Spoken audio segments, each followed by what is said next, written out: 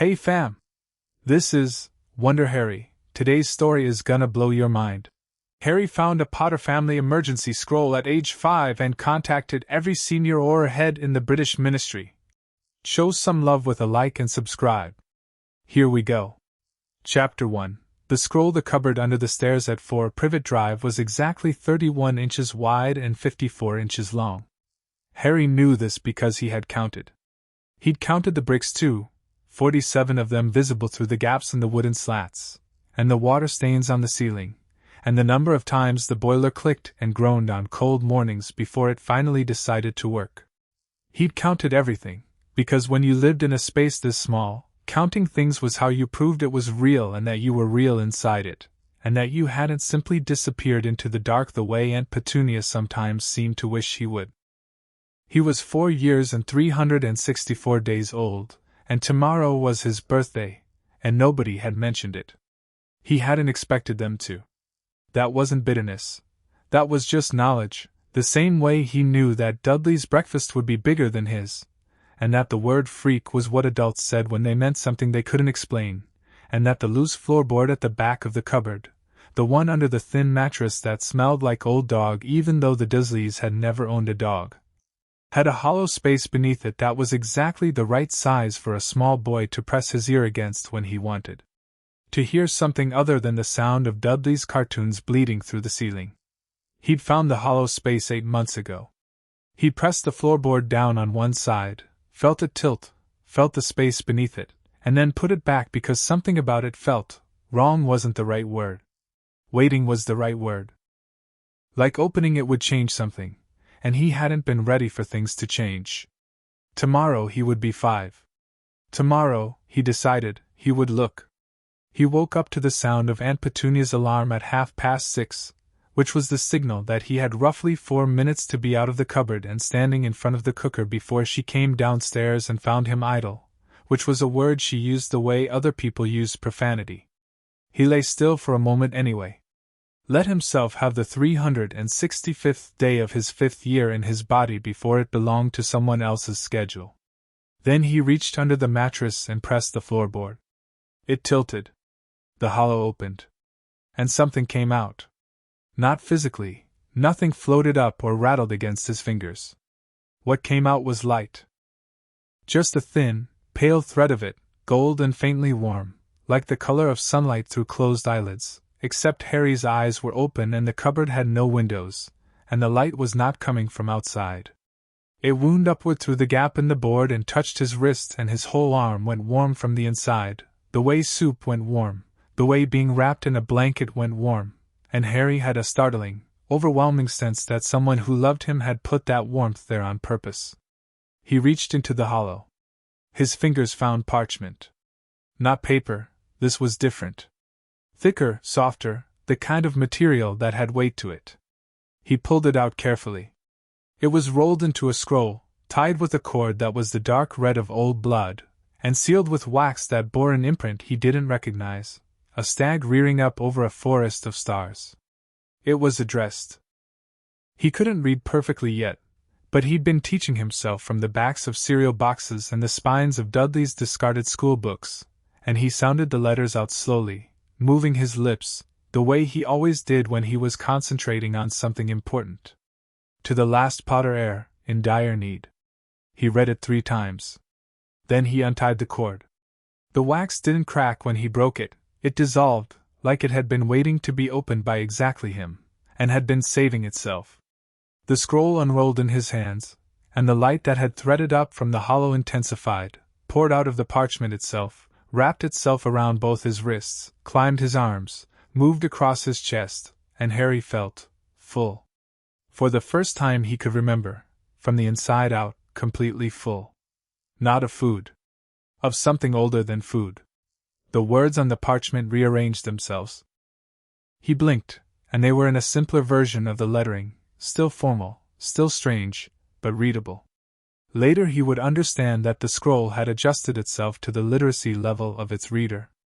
Right now he just reads slowly, his mouth moving. To my heir, this message comes with all the love and legal authority of the ancient and noble house of Potter, whose history is long and whose blood does not surrender. If you are reading this, the protections failed or were circumvented, and you are in a situation that no Potter child should ever endure. You are not alone. You have never been alone. What follows are your rights, your resources, and your instructions. You are a Potter. Act like it. Step 1. Place your right hand flat on this parchment, and hold it there until the writing stops. Harry did. The writing poured down the scroll like water finding a channel, filling the page with words and diagrams and names, and the warmth in his arms intensified until it was almost too much, until it was at the edge of overwhelming, and then it stabilized, settled into him like it had always been there, and had only just remembered where it belonged. Then the scroll changed. The bottom quarter filled itself with 4 names, 4 seals, and beneath each one, a single line of instructions. Emergency contact, Senior Auror Head, Investigations. Madam Amelia Bones. Emergency contact, Senior Auror Head, Field Operations. Retired Senior Head Alastair Moody. Emergency contact, Senior Auror Head, Magical Law Enforcement. Head Bartemius Crouch Sr. Emergency contact, Senior Auror Head, Child and Family Protections. Head Millicent Bagnold. And beneath the 4 names, a final instruction. Press your left palm to each seal. Think of what you need. The message will carry itself. Potter magic does not require a wand, child, it requires intention. You have more than enough of both. Harry looked at his left palm. It was small and slightly dirty and had a callus on the heel from where he scraped the cooking pot against it when Aunt Petunia made him stir porridge every morning.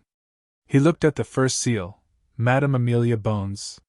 He pressed his hand to it, and he thought very clearly, the way he'd learned to think clearly when everything else was loud and confusing. I need help. I am Harry Potter and I live at 4 Privet Drive and I am in a cupboard and I need someone who is authorized to help me. The seal flared.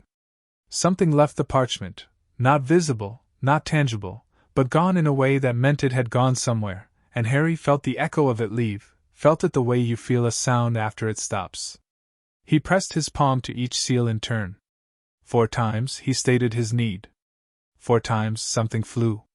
Then the cupboard shook. Not violently. Not the way buildings shake in films when someone is driving a lorry into them. Harry had seen that once through the living room doorway when Dudley left the telly on. This was different. This was deep, structural, the way the world trembles when something underground shifts, and the shaking came from Harry himself, from the warming thing inside him that had climbed out of the hollow in the floorboard and settled in his chest, and it was expanding. The cereal boxes on the shelf above his head slid 2 inches to the left and stopped. The 3 spiders in the upper corner of the cupboard, Harry called them Dot, Spot, and Gerald, dropped and swung and then climbed back to their web immediately. The light fitting in the hallway flickered through the crack under the door. What was that? Dudley's voice, groggy with sleep and already outraged. Footsteps on the stairs, heavy, Uncle Vernon's. A door opening. Boy! Harry tucked the scroll under his mattress, pressed the floorboard back into place, and opened his cupboard door. Uncle Vernon was standing in the hallway in his dressing gown, face the color of old beetroot, looking at the cereal boxes that had slid off the hallway shelf and scattered across the floor, and then at the light fitting that was still flickering faintly, and then at Harry. Did you do that? He demanded. I don't know, Harry said honestly. Don't give me that, I genuinely don't know, Harry said. Something happened when I woke up. I'm not sure what it was. Vernon stared at him. There was something in the way Harry was standing, in the doorway of his cupboard, perfectly still, perfectly calm, that Vernon clearly found disquieting, and Harry didn't fully understand why, because he wasn't doing anything threatening. He was 5. He was standing there. But Vernon's eyes had narrowed the way they did when something didn't slot neatly into his understanding of how things worked. Get the boxes up, Vernon said at last. And make breakfast. Yes, Uncle Vernon. Harry picked up the cereal boxes and thought about the 4 seals, and whether anyone would come, and how long it might take, and whether the people whose names were on the scroll were anything like the people in the books he'd read, Or the people who'd waved at him once in the supermarket when he was very small, people who were warm in a way the Dursleys never were. Strangers who'd looked at him with an expression he'd since learned to recognize as recognition, though he hadn't known what that meant at the time. He made the eggs perfectly. They always came out better on days when he felt calm, and today, beneath the ordinary motions of cracking shells and managing heat, he felt remarkably calm. The 4 messages were flying somewhere. He could feel them, the way you can feel the wind even after it's past you. Amelia Bones was at her desk at 7:15 in the morning, which was normal for her, had always been normal for her, was the kind of thing her staff had stopped finding impressive and started finding slightly worrying, when the emergency raven arrived. It wasn't really a raven. That was simply what the old families called them, the ancestral contact system that predated the modern Patronus message by 4 centuries, built into the deep architecture of magical inheritance law in Britain. She had read about them in training. She had never received one. The shimmer of it appeared above her paperwork, a shape like compressed light, gold-edged, carrying the unmistakable resonance of Potter family magic, which she recognized because she had spent 3 years during the war working with James Potter's Auror unit, and that particular magical signature was not something you forgot. It was warm and stubborn and slightly too large for the space it occupied, like the man himself had been. The message that unwound from the shimmer was simple. A child's voice, quite composed, quite clear, with a slight roughness to it that suggested he didn't use it often. My name is Harry Potter. I am 5 years old. I live at 4 Privet Drive, Little Whinging, Surrey. I found the family scroll. I'm not sure what I'm supposed to do after this, but the scroll said to contact you, and the scroll seems to know what it's doing better than I do. I need someone who is authorized to help me. Please come when you're able. I'll be here. Amelia sat very still for approximately 4 seconds. Then she was on her feet, her traveling cloak off the hook, her hand already reaching for the floor powder. She had one thought very clear that cut through all the procedural ones. He said when you're able? As if he was being polite about an imposition. As if he was accustomed to framing his own needs as inconveniences. She stepped into the flow and said, with the kind of precision that sent sparks flying in the wrong direction when you mishandled it. For Privet Drive, Little Whinging, Surrey, nearest available public access point. She operated the last 100 meters, arriving on Privet Drive at 8:42 in the morning, which she knew because she checked her watch the moment she landed, because documentation started now. The street was quiet and relentlessly normal. Identical houses, identical gardens, a tabby cat sitting on a wall at number 11 that gave her a very long, specific look before glancing away. Number 4 had a perfectly maintained garden. She noted the garden. She noted the absence of anything that might indicate a child lived there, no bicycle, no chalk markings on the path, no footballs in the flower beds. She had niece and nephews. She knew what houses with children in them looked like. She knocked. The door was opened by a woman who was so determinately ordinary that she looked like she'd practiced it, thin and long-necked, and already forming the words "we don't want whatever you're selling" before she'd finished opening the door. Amelia held up her identification, the official seal of the Department of Magical Law Enforcement, which shimmered faintly gold. Madam Petunia Dursley? I am Amelia Susan Bones, Senior Auror Head of Investigations, British Ministry of Magic. I'm here regarding Harry James Potter. May I come in? The woman's face did something complicated and unpleasant. There's nothing, he hasn't done anything, Madam Dursley. Amelia kept her voice extremely level. I haven't said he has. May I come in? It wasn't a question the second time. She was inside before the woman had finished deciding whether to argue. The house was obsessively clean. Not comfortable clean, controlled clean, the kind that meant something. There were photographs on the wall of a stout, pink-faced boy at various ages, surrounded by adults. Amelia scanned the photographs as she moved through the hallway. The boy appeared 47 times across 14 frames. Harry Potter did not appear once. Where is he? She said. He's making breakfast. The kitchen doorway was open. Amelia stepped through it. The boy standing at the cooker was undersized in a way that hit her professionally first and personally immediately after, the two responses following each other too fast to separate. He was wearing a shirt that could have fit a child twice his size, and trousers held up by what appeared to be a length of rope. He had dark hair that went in every direction, as if it had opinions about arrangement. And when he heard her step, he turned, and she saw his eyes, James Potter's wife's eyes, green as river glass, and she saw the scar on his forehead, crescent-shaped and silver, the mark of a curse that should have killed him. He looked at her with absolutely no fear. "Are you Madam Bones?" he said. "I am." "Can I see your identification?" he said. "The scroll said not to let anyone in without checking." Amelia showed him her seal again. He examined it with the focused attention of someone who had been told to check and intended to actually check, not just go through the motions. "Okay," he said. "The eggs are almost done. Can I finish them first? Uncle Vernon gets angry if breakfast isn't finished." She looked at the cooker.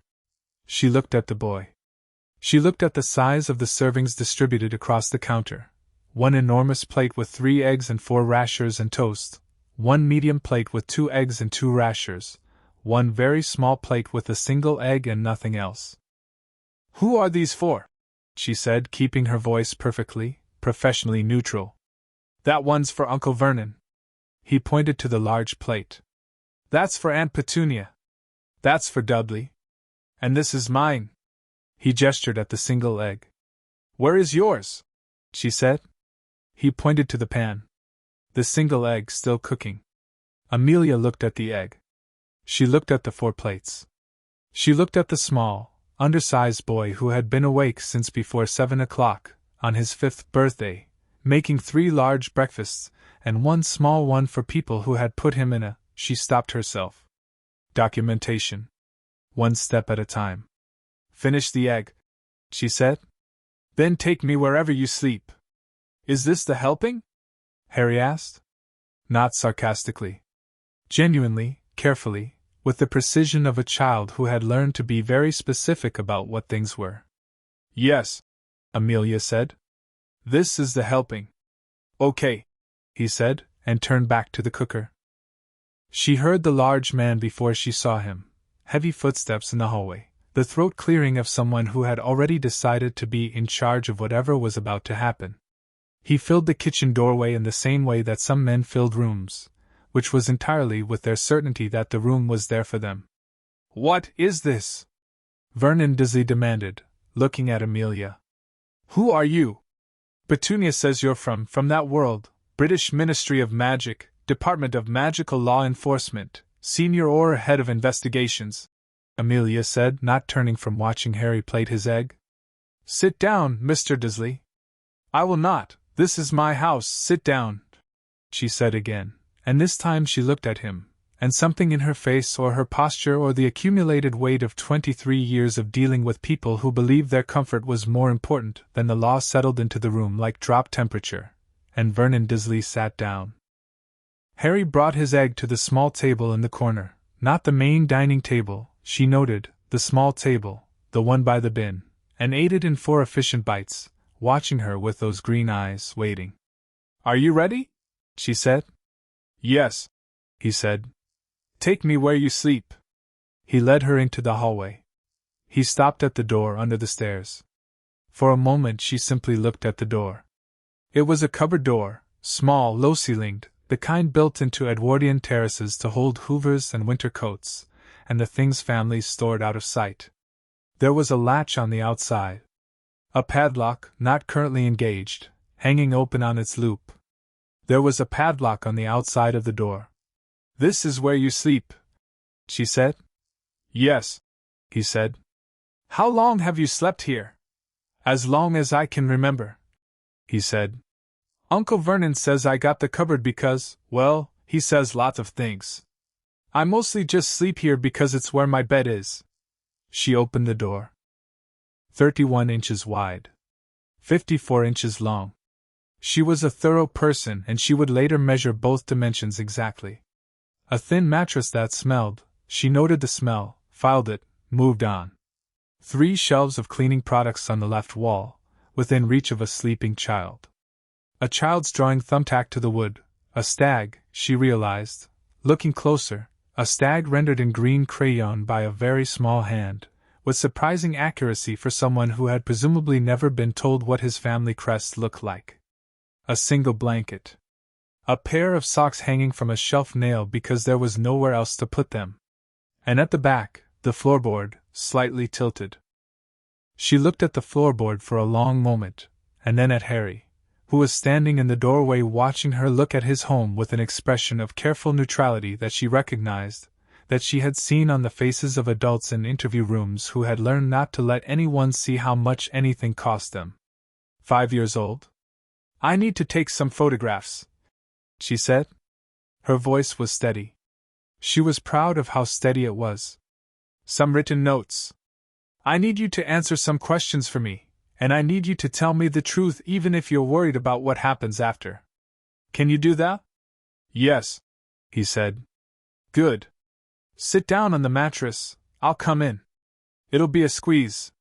She sat cross-legged on the concrete floor in front of his mattress in her official ministry traveling cloak and pulled out her notebook and her quick quotes self-correcting quill, and she said, "Tell me everything. Start from the beginning." He sat on his mattress with his hands in his lap and he looked at her and said, "How far back?" "As far as you can remember." He thought about it. Then he said, "Okay. But there's a lot. I have all day." Amelia Bones said, and meant it absolutely. He talked for 2 hours. He was 5, and he had a 5-year-old's vocabulary in some places and then, abruptly, in others, a precision and economy of language that suggested a mind that had been alone with itself for a very long time and had gotten very good at organizing what it found there. He told her about the cupboard in the matter-of-fact way that a person describes their bedroom, the measurements, the spiders, the boiler sounds. He told her about the cooking and the cleaning and the garden and the meals, and when he described meals he was very specific about portions, because portions were something he had always paid close attention to, for reasons that did not need explaining. He told her about the word freak, and how it was used. He told her about being left at home when the Dursleys went on holidays, with neighbors who fed him biscuits and didn't ask too many questions, and one Christmas when Dudley got a bicycle and Harry got a pair of Vernon's old socks. He told her about the things that happened when he got scared or angry, the unexplained events that Vernon called funny business and Petunia called abnormality, and he told her these with some visible discomfort, as if he was unsure whether this part would work against him. "The magic," Amelia said. "Can you tell me about the magic?" He looked at her sideways. Is that bad? They always say it's bad." "It is not bad," she said, and let herself be very direct about it, because this was one of the things that deserved directness. "It is the most normal thing in the world for you. You're a Potter, and both your parents were extraordinarily powerful magical people. Accidental magic in a child your age is expected. Healthy. The fact that it's been happening means you are exactly what you are supposed to be." Something moved across his face. Not dramatic, just a small, quiet shift, like a window opening an inch. "Nobody said that before," he said. "I know," she said. "I'm saying it now." She wrote for a long time after that, while he watched her and occasionally added things he'd forgotten, a detail about the garden, a specific incident with Dudley's gang, the time he'd been locked in the cupboard for 5 days after Dudley's hair changed color at school, which Harry claimed to have nothing to do with but described with the particular blankness of a child who has learned when not to share information. She noted the 5 days. She underlined it. She was on her 17th page when she heard the knock at the front door. She recognized Alastair Moody's knock the way you recognize certain sounds that are unique to specific people. She had heard it on 100 briefing room doors over 20 years. 3 hard raps, a pause, 2 more. His idea of varying it, though he'd used the same variation since 1979. She heard Petunia's alarmed voice and Moody's flat, indifferent one, and then heavy, uneven footsteps in the hallway, one prosthetic leg, one real one, the gait unmistakable, and then his face appeared in the cupboard doorway, and he looked at Amelia, and then at Harry, and then at the cupboard, and then at the padlock on the outside of the door, and his magical eye, which rotated independently and saw through things that other eyes couldn't, made 3 slow circuits of the space. Bones, he said. Moody. Padlock, he said. Yes. He looked at Harry. Harry looked back at him with complete equanimity, which seemed to affect Moody the same way it had affected Amelia, which was to say, it went in somewhere deep and stayed there. You the boy? Moody said. Yes, Harry said. Potter's kid? Yes. You sent the message yourself? Yes. Moody was quiet for a moment. Then he reached into his coat pocket, which clinked suspiciously, and pulled out something wrapped in brown paper. He held it out to Harry. Happy birthday, he said, with the awkwardness of a man who did not celebrate birthdays but had decided, for reasons he wasn't about to explain, that this one was worth acknowledging. Harry took it carefully. Unwrapped it. It was a biscuit. A single, very good-looking shortbread biscuit, with a small stag pressed into the surface and icing. I was going to get something better, Moody said in a tone that dared her to comment. Biscuit was what was open this early. Harry looked at the biscuit for a moment. Then he said, I've actually been saving one. Would you like to eat yours with me? I could eat mine at the same time if you'd like company. He produced a biscuit from behind his pillow, a plain digestive, slightly crumbled at one edge. He held it up alongside Moody's shortbread, comparing them with perfect seriousness. Moody sat down on the floor outside the cupboard. Go on then, he said. They ate their biscuits in parallel, the old Auror and the 5-year-old, while Amelia watched them and quietly wrote, Note, child has been saving birthday biscuit. Indicates he anticipated celebrating alone. Duration unclear, and underlined that too. By 11 in the morning, 2 more people had arrived. Bartemius Crouch Sr. came through the front garden with the energy of a man who had been interrupted in the middle of something important, and was determined to let the interruption know that. He was tall, rigid, impeccably suited, with the kind of face that defaulted to disapproval and had to consciously recalibrate to anything else. He stood in the living room. The Dursleys had been installed in the living room while everyone else moved around their house, which Vernon found intolerable and which nobody found relevant, and read Amelia's first 3 pages of notes, with the expression of a man who had hoped to find a procedural error, and found something else entirely. This is... he started. Yes, Amelia said. The padlock, yes. And the portions, and the 5 days, page 9, Amelia said. Yes. Crouch pinched the bridge of his nose. He was not a warm man. He was not the sort to sit on floors and share biscuits. But he was, Amelia had always believed, a man who was actually committed to the law in the way that some people are committed to things they never bother to perform because they assume everyone already knows. And right now, the law was clearly and egregiously not being followed, and his commitment to it required that he do something about it. Millicent Bagnold arrived last, at 11:15, and she was the only one who cried, briefly, quietly, standing in the hallway with her hand pressed to her mouth and her eyes on the open cupboard door. She had been head of Child and Family Protections for 9 years. She dried her eyes with professional speed and was on her second page of her own notes, before Crouch had finished his third read-through of Amelia's. Harry sat in the kitchen. They'd moved him there for warmth, and because the cupboard was now officially a scene of documentation and should not be disturbed, with a cup of tea that Amelia had made him, which he held with both hands in the manner of someone who had been cold quite often and was not taking the warmth for granted. He watched the Auror heads move through his house, not his house, the house that had never been his, and he answered every question they asked him with the same steady precision, and he only asked one thing himself, partway through, when Crouch came in to ask about dates and durations. Mr. Crouch, he said, is Sirius Black my godfather? Crouch went very still. Where did you hear that name? The scroll had family information, Harry said. It listed him as my named godfather in my parents' will. Is he the one who's in Azkaban? Yes, Crouch said after a pause. Was he given a trial? Another pause. Longer. The situation was, the circumstances at the time, was he given a trial? Harry said, and he didn't raise his voice, and he didn't make it aggressive, he just held the question there between them the way you hold a door open for someone and wait for them to decide whether to walk through. No, Crouch said. He was not. Harry picked up his tea and took a careful sip.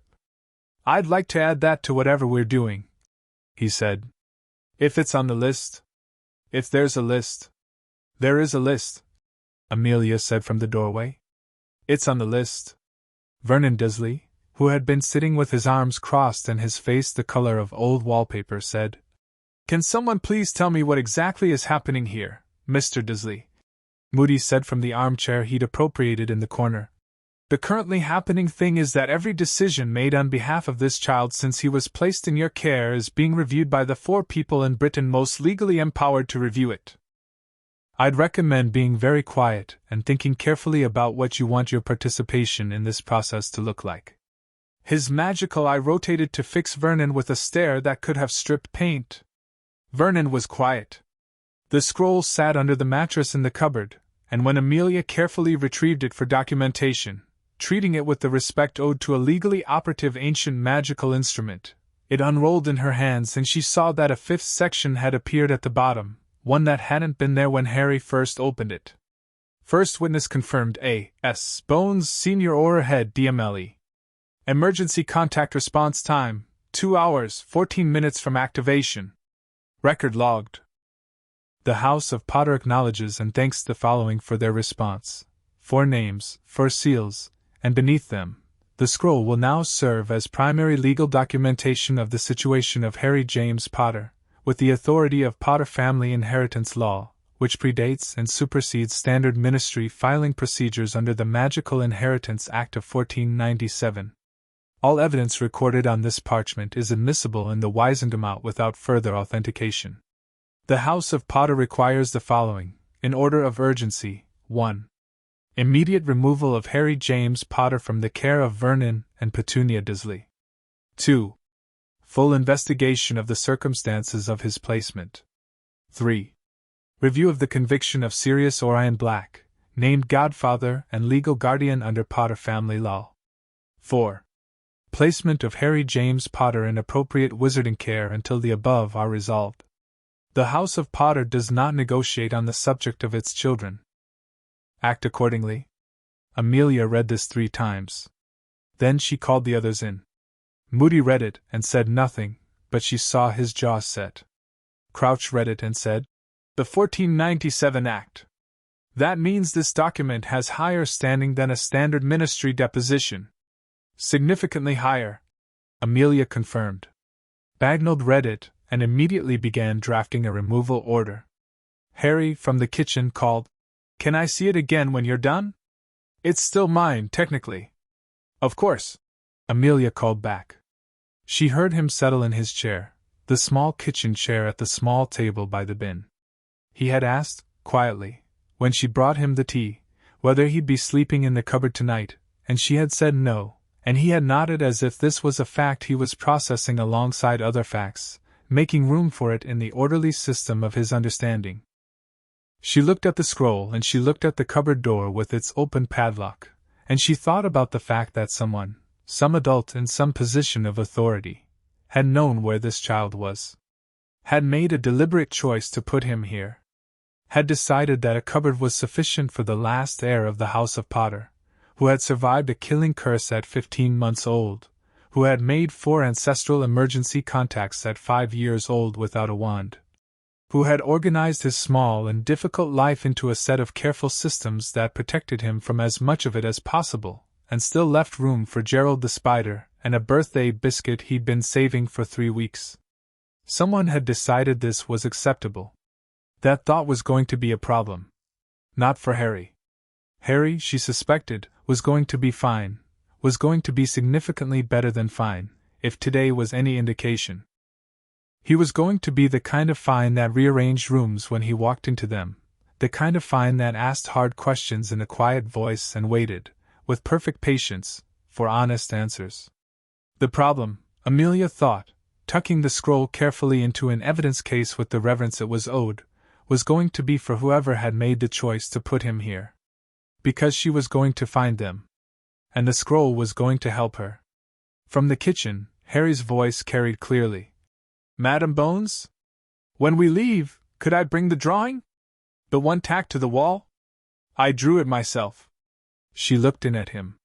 He was very small and very straight-backed in his chair. We'll take everything that's yours, she said. Okay, he said. That's just the drawing, then. And the scroll. She looked at the drawing, the green crayon stag, the small careful lines of a child who had taught himself everything from cereal boxes and second-hand school books, and the particular animal instinct of someone who had been paying close attention their whole life to every scrap of information about who he was supposed to be. Yes, she said. We'll take those. Outside on Privet Drive, under the relentlessly normal sky of a Surrey summer morning, the world was doing nothing in particular.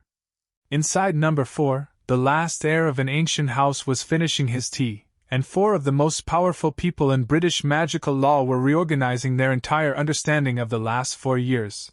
And somewhere over the city of London, 3 more emergency ravens were landing, their gold lights settling into the hands of people who did not yet know what was coming. Harry drank the last of his tea. Set the cup down. Looked at the door of his cupboard, his not his cupboard, his never really his cupboard, with the look of someone finishing a chapter, not mourning one. Right, he said to nobody in particular. Then he folded his hands in his lap and waited, with the steadiness of someone who has learned to be very good at waiting, for the next thing. Chapter 2. The weight of 4 signatures. The Ministry of Magic's emergency safe house in Islington smelled like old books and lemon polish, which Harry decided immediately was a significant improvement over cleaning products and boiler exhaust. It was a narrow townhouse that didn't exist on any Muggle Street map, wedged between a laundromat and a closed-down shoe repair shop, visible only if you already knew it was there, which was, Amelia explained while they walked through the door, the point. Harry carried the green crayon drawing folded in his shirt pocket, against his chest. The scroll was in Amelia's evidence case, but she'd shown him that it remained warm to the touch even through the leather, which she said meant it was still active, still recording. He liked knowing it was still doing something. It felt like company. Moody had operated ahead to check the perimeter, which he apparently did everywhere, as a personal policy, regardless of whether anyone had asked him to.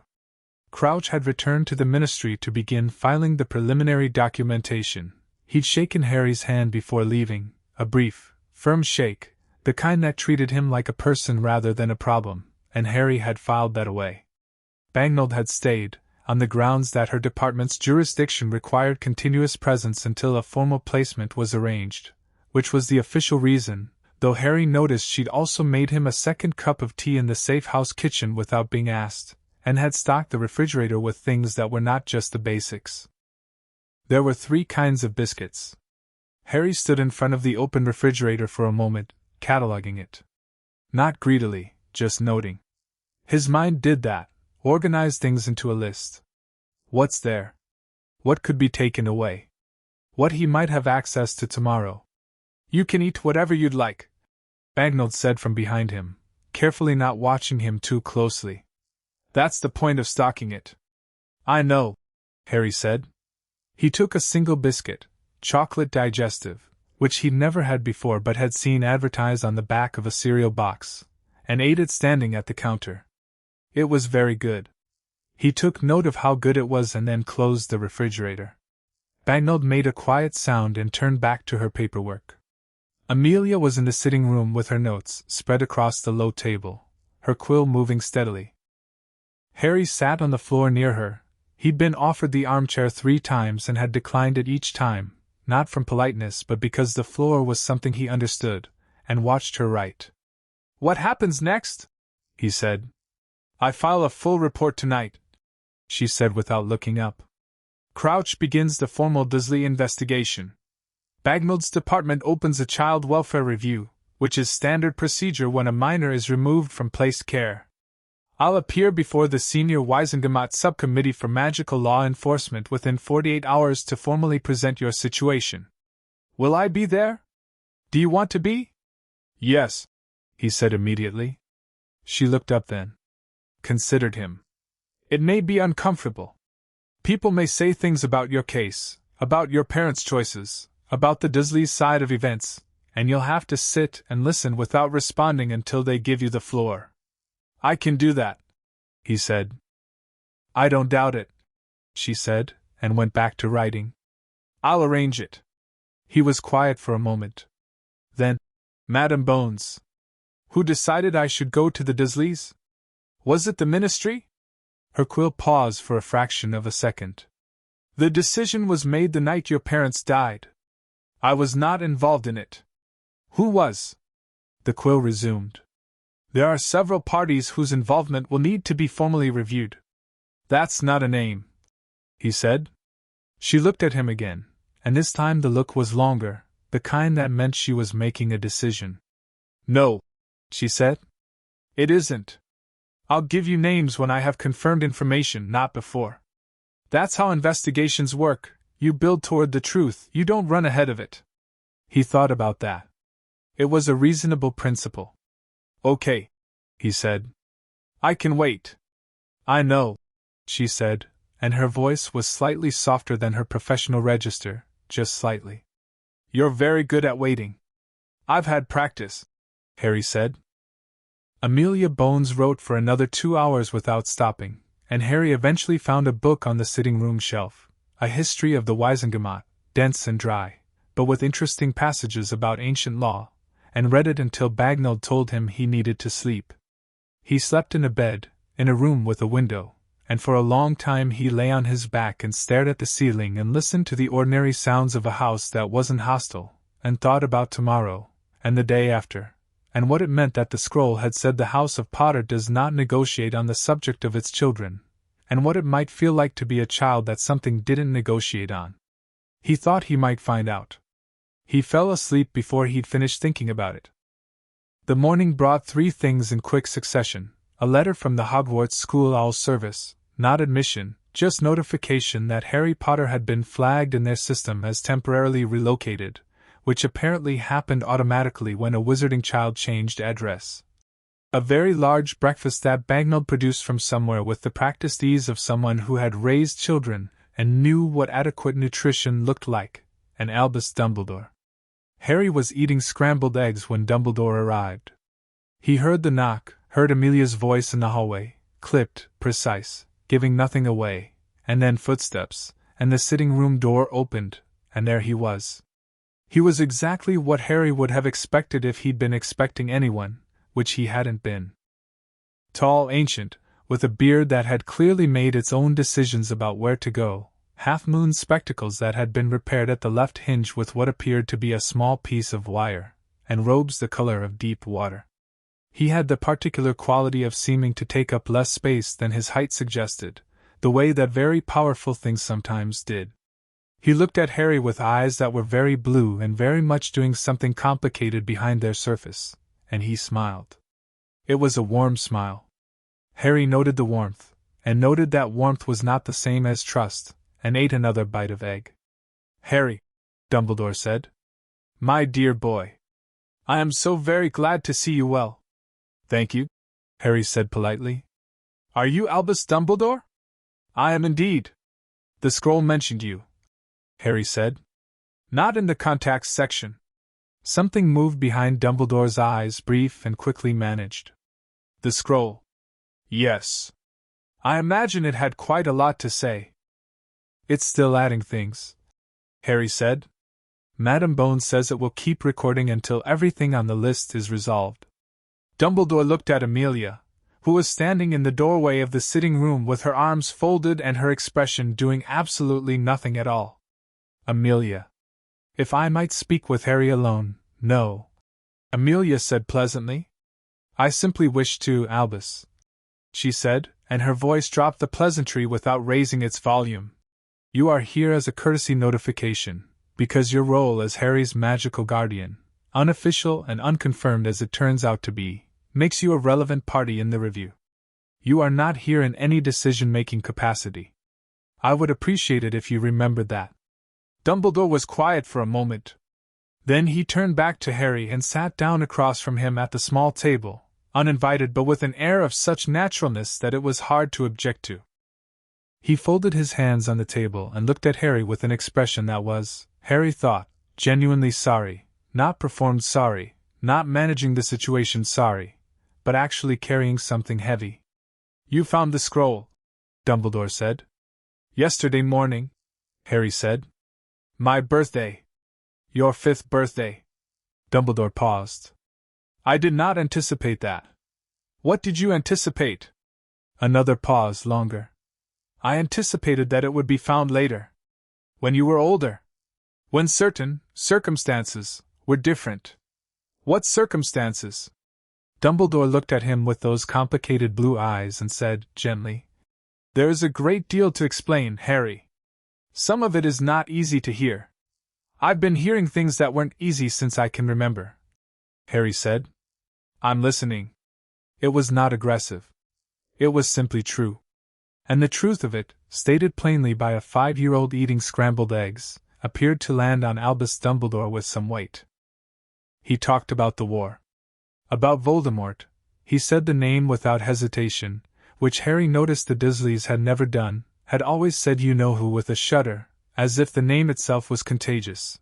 About Harry's parents, about the night they died, about a prophecy he did not detail, about blood protection and ancient magic and why he had believed, genuinely believed, that number 4 Privet Drive was the safest place for Harry to be. Harry listened without interrupting. He ate his eggs.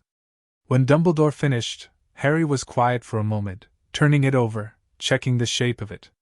You put me there to keep me safe, Harry said. Yes. But nobody checked if I was okay.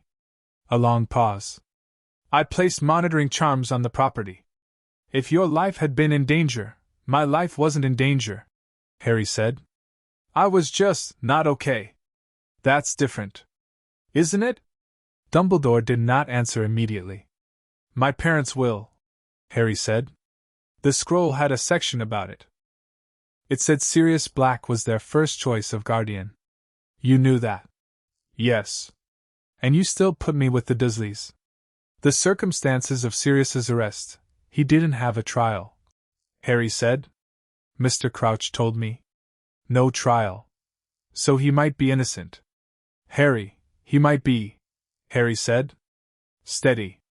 Not demanding, just persistent, like water finding the low point. Don't you think that matters? Dumbledore looked at him across the table, and Harry had the sense of something very large and very old encountering something small that it had not adequately calculated for. Not threatened, recalibrating. Yes, Dumbledore said quietly. It matters. I'm going to make sure they look at his case, Harry said. I already asked Madame Bones and it's on the list. I know, Dumbledore said. Amelia mentioned. Is that okay with you? It is not, Dumbledore said carefully. A situation that requires my approval. No, Harry agreed. It isn't. They looked at each other for a moment, the very old wizard and the very small boy, and then Harry said, Thank you for explaining things. I'd like to talk more later when there's more time. I think you know a lot that's useful. I just also think you made some choices that I'd have made differently. Dumbledore blinked. You are 5 years old. I know, Harry said. But I'm the one who slept in the cupboard. He finished his eggs. Picked up his plate and took it to the sink, because that was what you did when you finished a meal. Ran the tap, rinsed the plate, set it on the drying rack. Behind him, he heard Amelia make a sound that was not quite a cough and was not quite a laugh, and Dumbledore say nothing at all. The Ministry of Magic at 10 in the morning was, in Harry's assessment, extremely confusing and also fascinating. Amelia had explained the Flus system on the way, and Harry had stepped through it with only a brief moment of breathlessness. The green fire was strange and the spinning was disorienting, and he came out in the Ministry atrium with his hair in worse condition than usual, which was saying something. The atrium was enormous and golden and full of the sound of hundreds of people doing urgent things. A fountain in the center had statues around it that Harry looked at for longer than he meant to. He would only realize much later what they meant, what the arrangement of those figures said about the ministry's self-image. For now they were simply large and not quite right in a way he couldn't articulate. Amelia moved through the crowd with the authority of someone who had been moving through this specific crowd for 20 years, and people stepped aside for her in the way that suggested it was less courtesy and more survival instinct. Harry stayed close, not because he was nervous, he wasn't, or not exactly, but because she was the map and he was still learning the territory. Moody was waiting for them at the lift. He looked at Harry's hair. "Rough landing?" "The spinning," Harry said. "You'll get used to it." He pressed the button for level 2 without consulting anyone. "Bones. Crouch wants the preliminary statement filed before 11. We've got about 40 minutes. We'll make it," Amelia said. "Also," Moody said, not looking at Harry, "there are 17 people on level 2 who know the boy arrived this morning and want to look at him. I suggest we move fast and don't stop for conversations." "What kind of conversations?" Harry asked. "The kind where they say a lot of things and mean other things," Moody said. "You'll recognize them when you hear them. Smile, keep walking." The lift opened on level 2 and Moody was right. The corridors of the Department of Magical Law Enforcement had exactly the density of people who were trying to look like they were doing something while actually positioning themselves for a sighting. Harry felt the looks. He was accustomed to being stared at, but this was different from Privet Drive. The stares there had been directed at the strange child, the inconvenience, the unexplained thing. These stares had something else in them. Some of them. Others were harder to read, calculating, or worried, or both. He walked beside Amelia and didn't slow down. One woman stopped them anyway, stopped Amelia, technically, stepping into her path, small and bright-eyed, with quick quotes quill already hovering at her shoulder.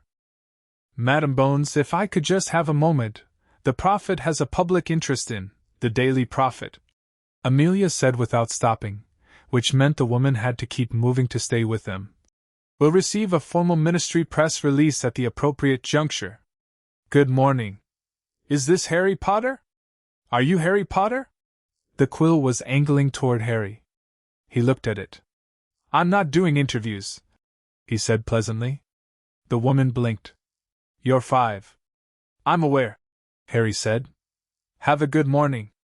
Moody steered him around the corner and said, from the side of his mouth, "Not bad." "She seemed like she wanted something," Harry said. "They always want something," Moody said. "The ones with quills especially. Constant vigilance." "About the press," Harry said. "Will they write about what happened? About the cupboard and everything?" Amelia, ahead of them, said, "Inevitably. We're managing the timing."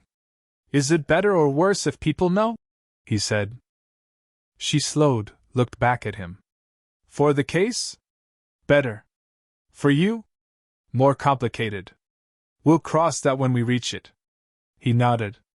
More complicated was a thing he could manage. He'd been managing complicated since he could reach the cooker with a step stool. Crouch's office was large and relentlessly organized, which Harry approved of on principle. Every surface had things on it, and none of them were in the wrong place. The man himself was behind his desk with 3 stacks of parchment, and the focused energy of someone who had not stopped moving since yesterday morning and intended to keep not stopping. "Sit," he said to Harry. Then, to the parchment. "I've filed the preliminary complaint against Vernon and Petunia Disley under Sections 4, 7, and 12 of the Magical Child Protection Ordinance of 1901. The ordinance is old, but it's solid, and the scroll's documentation locks in the timeline with a precision that a standard witness statement wouldn't achieve." "Good," Amelia said. "The Disley solicitor, a Muggle one, which complicates jurisdiction slightly, sent an owl this morning, which means they've been advised already." Someone told them quickly. He looked up. "Someone in this building. Who had access to the filing before you. I'm looking into it," Crouch said. He looked at Harry. "You asked me yesterday about Black." "Yes," Harry said. Crouch picked up a separate, thinner sheaf of parchment. I pulled his file. "What's there is thin?" "A witness statement from the arresting Aurors." A record of sentencing by emergency ministerial decree. He paused. No trial transcript. Because there was no trial. Who sentenced him? Harry said. Crouch was quiet for one moment. I did, he said.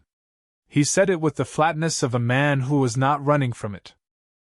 Harry looked at him and Crouch met the look without flinching, and Harry thought about what it meant to be the kind of person who could tell a 5-year-old, without dressing it up, I did the thing that may have put an innocent man in prison. You thought he was guilty, Harry said. I was certain he was guilty, Crouch said.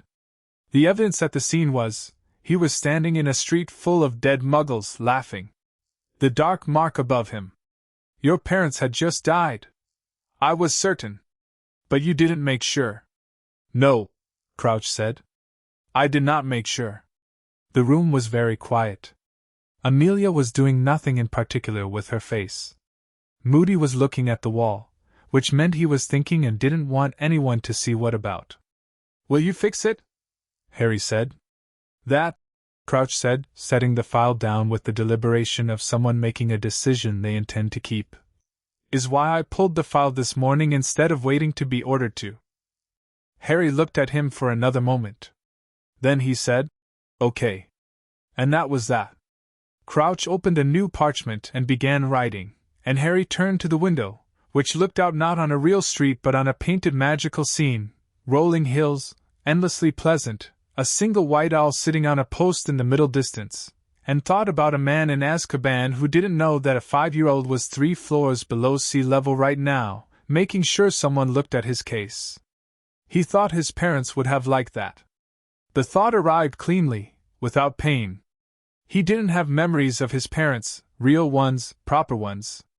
He had impressions, the kind that live in the body rather than the mind. A laugh he sometimes heard in his sleep. The color green. A feeling specific and warm that was different from any other feeling. He held on to those when he could. You're a Potter. Act like it. He turned back from the window. Madam Bones, he said, you mentioned a subcommittee meeting. When is it? Tomorrow morning, she said. 9 o'clock. Wisengamot Assembly Chamber, Level 10. Will Dumbledore be there? He has been notified, she said carefully. Good, Harry said. I want to hear what he says. And I want to be able to respond. Moody's magical eye swung toward him from across the room. Amelia was doing the thing again where she was managing her expression. Crouch, without looking up from his parchment, said, I'll have a formal speaking allocation ready for you by tonight. Thank you, Harry said. Moody leaned over to Amelia and said, very quietly, which in Moody's case meant people 3 rooms over could probably hear. He's 5. I'm aware, Amelia said. Just checking we're all on the same page, Moody said, and went back to looking at the wall. The afternoon was quieter. Bagnold conducted a formal intake interview with Harry in one of the smaller conference rooms. Warm, sofas, a box of tissues on the table that Harry did not need but appreciated the thought behind. She was thorough in the way of someone who cared about getting things right, and she had a manner that was gentler than Amelia's without being soft, which Harry liked. She asked about things he hadn't covered in the morning, about sleep, about fear, about whether there had been good moments at Privet Drive because she needed the full picture, she explained, not just the evidence for one side. He thought about it honestly. Mrs. Fig next door, who let him look at pictures of her cats, and once gave him a whole slice of Victoria sponge when Petunia wasn't watching. The garden, in summer, when he was allowed to be outside and the light was warm. Gerald the spider, who had built his web in the same corner for as long as Harry could remember, which meant Gerald was probably on his 3rd or 4th generation of Gerald, but the current Gerald had his predecessor's sense of placement. Those are the good things, he said. Bagnold wrote them down with the same care she'd given the bad things. He noticed that, and was grateful for it. Harry, she said, when the formal part was done, and they were just sitting. How are you feeling? Not about the case. Just, how are you feeling? He considered. It was a harder question than the ones about dates and durations and specific incidents. Like things are moving, he said. Which is good. Things weren't moving before. But it's a lot of moving all at once. That's very natural. I don't feel frightened, he said, trying to be precise about it, because she deserved precision. I feel awake. Like I've been waiting for something to start, and it's started. She looked at him over her glasses. That scroll activated something. Yes, he said. But I think it activated something that was already there. It just gave it room. She wrote something down and then set her quill aside. I'll be honest with you. Your situation is going to generate a great deal of attention, from the ministry and from the wider wizarding community. There are going to be people who want to manage how you're perceived. People who want to use your story for their own political purposes. People who'll try to be very kind to you for reasons that aren't entirely about you. I know, he said. The woman with the quill this morning. Her and others. You don't have to perform anything for any of them. You don't have to be the tragic child or the miraculous survivor or anyone's symbol. You just have to be Harry. He thought about this. I'm still figuring out who Harry is, he said honestly. That's what being 5 is for, she said. He almost smiled. What about being 6? And 7? That too, she said. You'll have more time for it now. That's the point. He did smile then, small and real, the kind that came from somewhere that hadn't been used very often but apparently still worked. The owl arrived at 6:30, just as Harry was eating dinner, a proper dinner, 3 full courses, and it landed on the window ledge of the safe house sitting room with the air of an owl that had been moving very fast for a while and was not going to let anyone forget it. The letter attached to its leg was sealed in ministry red and addressed to Amelia Bones, urgent. She read it. Her expression didn't change, which meant it was bad. What is it? Moody said. Fudge, she said. She handed him the letter. Moody read it. His jaw set in the way Harry had already learned to associate with things he was genuinely, specifically angry about. He's calling a full Wisengamot session. Not the subcommittee, the full chamber. Tomorrow morning, Amelia said. He's moved it up. Why? Harry said. Amelia took the letter back and set it on the table with the careful movement of someone managing their instinct to do something else with it. Cornelius Fudge is the Minister for Magic, she said. He's concerned that the way your situation becomes public knowledge will affect various things. He wants the full Wisengamot present. He wants witnesses, Moody said, which was not quite what Amelia had said. Witnesses who can testify that the ministry handled this correctly from the beginning. Which it did not. The full Wisengamot, Harry said. That's more people. 203 members, Amelia said. Including the Wisengamot chief warlock. Who is that? A brief pause. Albus Dumbledore, Amelia said. Harry ate a bite of his dinner and thought about this. So Dumbledore runs the court that's going to hear my case. He has procedural authority over certain aspects of the session, Amelia said carefully. He can't recuse himself from everything, Harry said. He was involved in the original decision. That, Amelia said, is exactly what we're going to argue. Fudge is trying to get ahead of it, Moody said. He was moving now, the restless energy of someone processing by moving, circling the small sitting room. Get the full chamber in there, have Dumbledore chair it, manage what can be said and when, it's a containment move. Can he do that? Harry said. He's the minister, Amelia said. He has certain procedural powers. Do we have procedural powers? Amelia picked up the scroll's evidence case from the corner where it lived, brought it to the table, and set it down. Through the leather, Harry could see the faint gold warmth of it, active, recording, watching. The 1497 Act, she said. The scroll supersedes standard filing. It also grants the Potter heir the right to direct address before any Wisengamot proceeding in which Potter family interests are being determined. That right cannot be procedurally blocked by the minister. He can try, Moody said. He can try, Amelia agreed. He will find it difficult. Harry looked at the evidence case. He thought about the chamber, 203 people, which was the most people he had ever been in a room with by approximately 198. He thought about Dumbledore with his complicated blue eyes and his heavy something that he carried. He thought about Fudge, whom he hadn't met yet, who was already making moves, which told Harry something useful about the shape of him. "Madam Bones," he said, "can I see the Wiesengemot section of the Inherited Law book tonight? The one I started reading yesterday?" She looked at him. "I'll get it. And the section about the 1497 Act. If there are statutes." "There are," she said. 3 pages, small print." "That's fine," Harry said. "I read slowly, but I read everything." Moody stopped circling and looked at him. His magical eye was doing its rotation, the way it always did when he was paying close attention. "Why?" he said. "We've got a legal team." "I know," Harry said. "But I'm going to be in the room. I should know what I'm talking about." Moody looked at him for a long moment. Then he went to the bookshelf in the corner and came back with not 1 but 4 books, which he stacked on the table beside Harry's dinner plate. "Start with the blue one. The other 3 are background." "Thank you," Harry said. "Don't thank me," Moody said. "Read." Harry opened the blue book. He read until his eyes started doing the thing they did when he'd been focusing too long, a slight blur at the edges, a tendency to read the same line twice and not notice.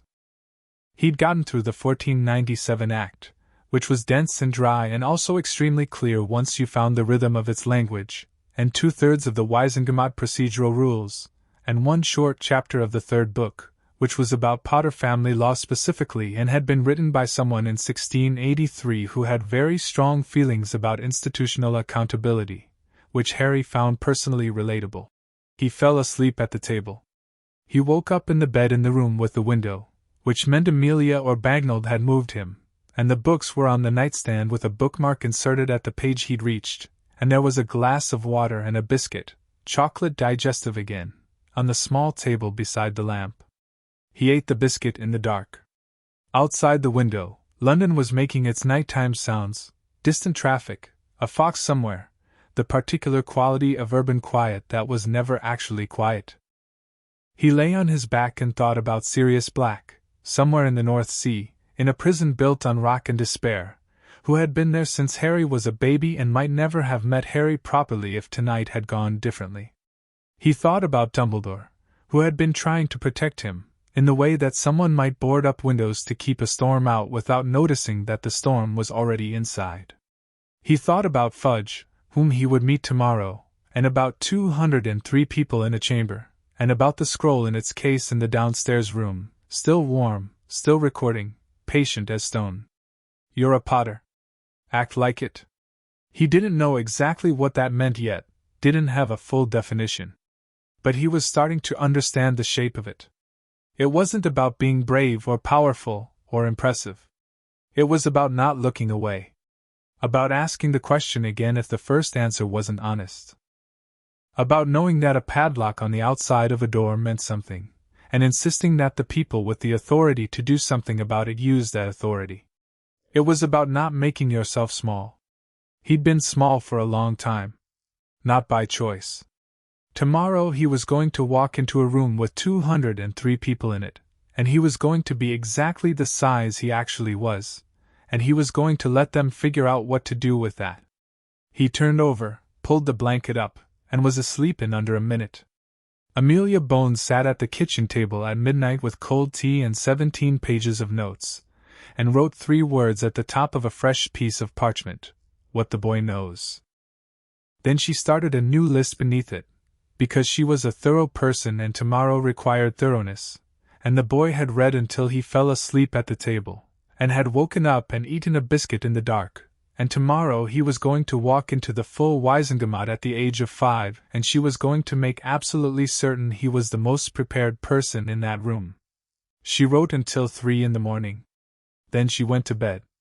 The scroll's evidence case sat on the sitting room table, faintly gold in the dark, warm through the leather, adding to itself in the patient and thorough way of something that has a very long memory, and all the time in the world.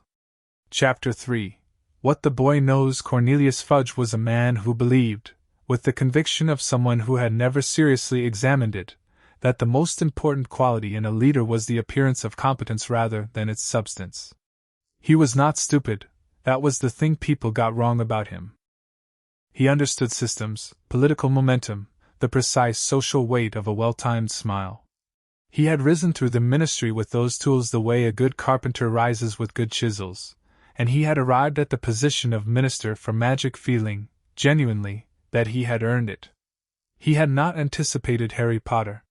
He stood in his office at 7 in the morning with his lime green bowler hat on the desk and his robes still slightly rumpled from being put on too quickly, and he read Amelia Bones's preliminary report for the third time with the focused attention of a man looking for a way out of a room that didn't have one. The cupboard was bad. The 5 days of confinement were worse. The scroll, the ancient and noble house of Potter's ancestral emergency contact system, which he had not known existed and which had apparently been sitting under a floorboard in Surrey for 4 years being ignored, was a disaster, because it meant the entire situation was self-documenting in a way that made the standard ministry damage limitation playbook effectively useless.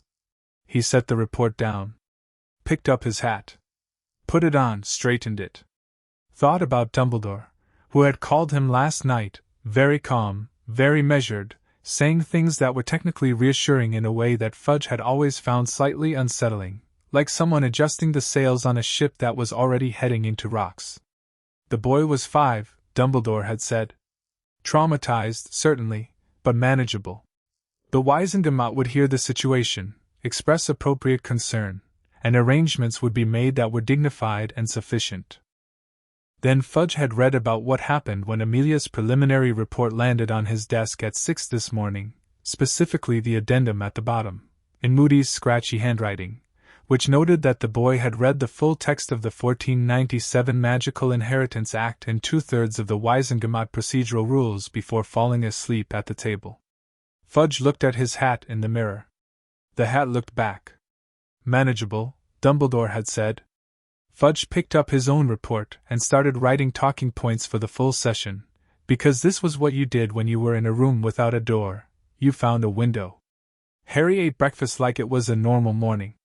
This was partly because he was genuinely hungry and the scrambled eggs were very good, and partly because he had decided that treating the day as exceptional before it started was a way of making yourself nervous, and being nervous was a way of making yourself smaller.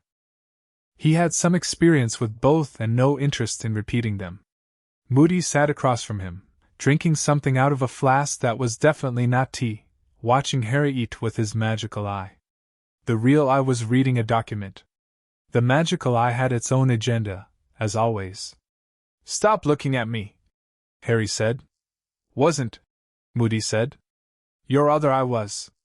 Can't control the other eye. You've had it for decades," Harry said. Moody made a sound that might have been a laugh, if laughs were compressed into a single syllable and stripped of any warmth. He put the document down. "How'd you sleep?" "Well," Harry said. "You don't sleep much," Moody said. "Constant vigilance," Harry said. "Yes. Does it work?" "I'm still alive," Moody said, which was apparently his idea of a complete answer. He looked at Harry properly then, both eyes, which was a thing he didn't do that often. "Full chamber this morning. 203 witches and wizards, most of whom have been following the ministry line on everything since the war ended and have a vested interest in continuing to do so." "I know," Harry said. "Fudge has had all night to prepare." "I know that too." "Dumbledore will be chairing," Moody said. "He's good at it. He'll try to manage the narrative, not maliciously, that's not how he operates. He'll just steer things." "Toward what?" "Toward an outcome that doesn't embarrass too many people," Moody said. "Which is different from an outcome that's right." Harry ate his last bite of egg, set his fork down, and thought about steering. "Can I ask you something?" "Go on." "Why did you come?" "Yesterday morning. When you got my message." Moody looked at him for a moment. The magical eye did 3 rotations. Because I owed your father, he said. I trained James Potter's unit. I was there when. He stopped. Started again, differently. I was there for a lot of the war. Saw a lot of things. Saw a lot of things I couldn't stop. When the message came, I was eating breakfast, and I had a choice, same as I always have, which is to sit still and eat breakfast or to move. And you moved, Harry said. I always move, Moody said. Eventually sitting still kills you faster than anything else. Harry considered this and filed it away carefully. The people in the chamber this morning, he said. Are any of them actually going to want to help? Or is it all? He paused, looking for the word. Politics? Moody offered. Management, Harry said. I think that's what it is. Managing me. Some will want to help, Moody said. Bones has allies. There are members of the Waisengamot who remember your parents, who cared about the war for its own sake rather than how it looked. But yes, a significant portion of the room this morning will be thinking about what the situation means for them rather than for you. Okay, Harry said. Okay? Moody repeated. Knowing that is better than not knowing it, Harry said. At least I know what I'm walking into. Moody picked up his flask again. Drank. Set it down. Your father used to say something similar, he said, not looking at anything in particular. Before particularly bad operations, he'd say he preferred a clear enemy to a complicated ally. Harry felt the warmth that wasn't food, the thing the scroll had put in his chest, move slightly. Was he a good Auror? One of the best, Moody said without hesitation, which was different from the considered pauses he used for everything else. Natural instinct. Reckless as hell, but he had the talent to make recklessness look like strategy. He glanced sideways. You've got some of it. I haven't done anything yet, Harry said. You've done plenty, Moody said. Most adults would have fallen apart by now. You had breakfast. Breakfast was good, Harry said. Yes, Moody said. It was. They arrived at the ministry at 8:45. The atrium was different from yesterday, busier, with a specific energy that Harry recognized as anticipatory, the way a room feels before something starts. People moved quickly and looked at each other sideways, and several of them looked at Harry with an intensity that he met and held without looking away, because looking away was an invitation to define him, and he intended to define himself. The lift to level 10 felt longer than it probably was. Amelia stood beside him in her formal robes, deep burgundy, official seal pinned at the shoulder, and reviewed her notes without speaking, which he appreciated. Bagnold was already downstairs. She'd gone ahead to establish child welfare representation at the session. Moody was on Harry's other side, taking up approximately 40% of the available lift space and radiating a general unwillingness to be trifled with. Crouch met them outside the chamber doors. He looked like someone who had also not slept, but had used the time productively. He had a stack of parchment under one arm and the focused expression of a man who had done his research and wanted a fight. The speaking allocation is confirmed, he said to Harry. You have direct address rights under Article 9 of the 1497 Act. Fudge tried to have it procedurally limited to 5 minutes. And? Amelia said. And I sent him a very detailed memo at 6 this morning explaining exactly why that was not a legal option available to him, Crouch said. He has not replied, which I am taking as acceptance. How long do I have? Harry said. Technically unlimited under the Act, Crouch said. Practically, I'd say 15 minutes maximum before you lose the room. I won't need 15, Harry said. The chamber doors opened. The Waisengamot chamber was older than anything else Harry had experienced, older in the way that stone is old, that it has been sitting in one place for so long that it has developed opinions about you. The walls were dark wood paneled with ancient seals, the benches arranged in a steep semicircle around a central floor where a single chair sat, and the chair was surrounded on all sides by the accumulated authority of 203 witches and wizards who had filed into their places and were now watching the door. Harry walked in. He was small. He knew he was small. 31 inches wide and 54 inches long had given him an acute sense of his own dimensions. In this room, with this ceiling, he was very small. He did not adjust for it. He walked to the central chair at a normal pace, sat down in it. His feet didn't reach the floor, which was a fact he acknowledged and moved on from, and looked at the room. The room looked back. Dumbledore was at the Chief Warlock's podium, elevated slightly above the main benches, his robes deep blue today, his half-moon glasses reflecting the chamber's light. He looked at Harry with those complicated eyes and said, with a warmth that was genuine and also, Harry thought, slightly careful, "Harry, we're glad you could join us." "Thank you for having me," Harry said. Clear, unhurried. "You understand," Dumbledore said, "that this session has been called to review my situation, yes?" Harry said. "And the circumstances of my placement with the Dursley family, and any related matters arising from that review." He paused. "Including the imprisonment of Sirius Black." A sound moved through the chamber. Not loud, more like a shift in pressure, 203 people adjusting their understanding of what kind of morning this was going to be. Fudge, seated in the minister's chair to Dumbledore's left, leaned forward.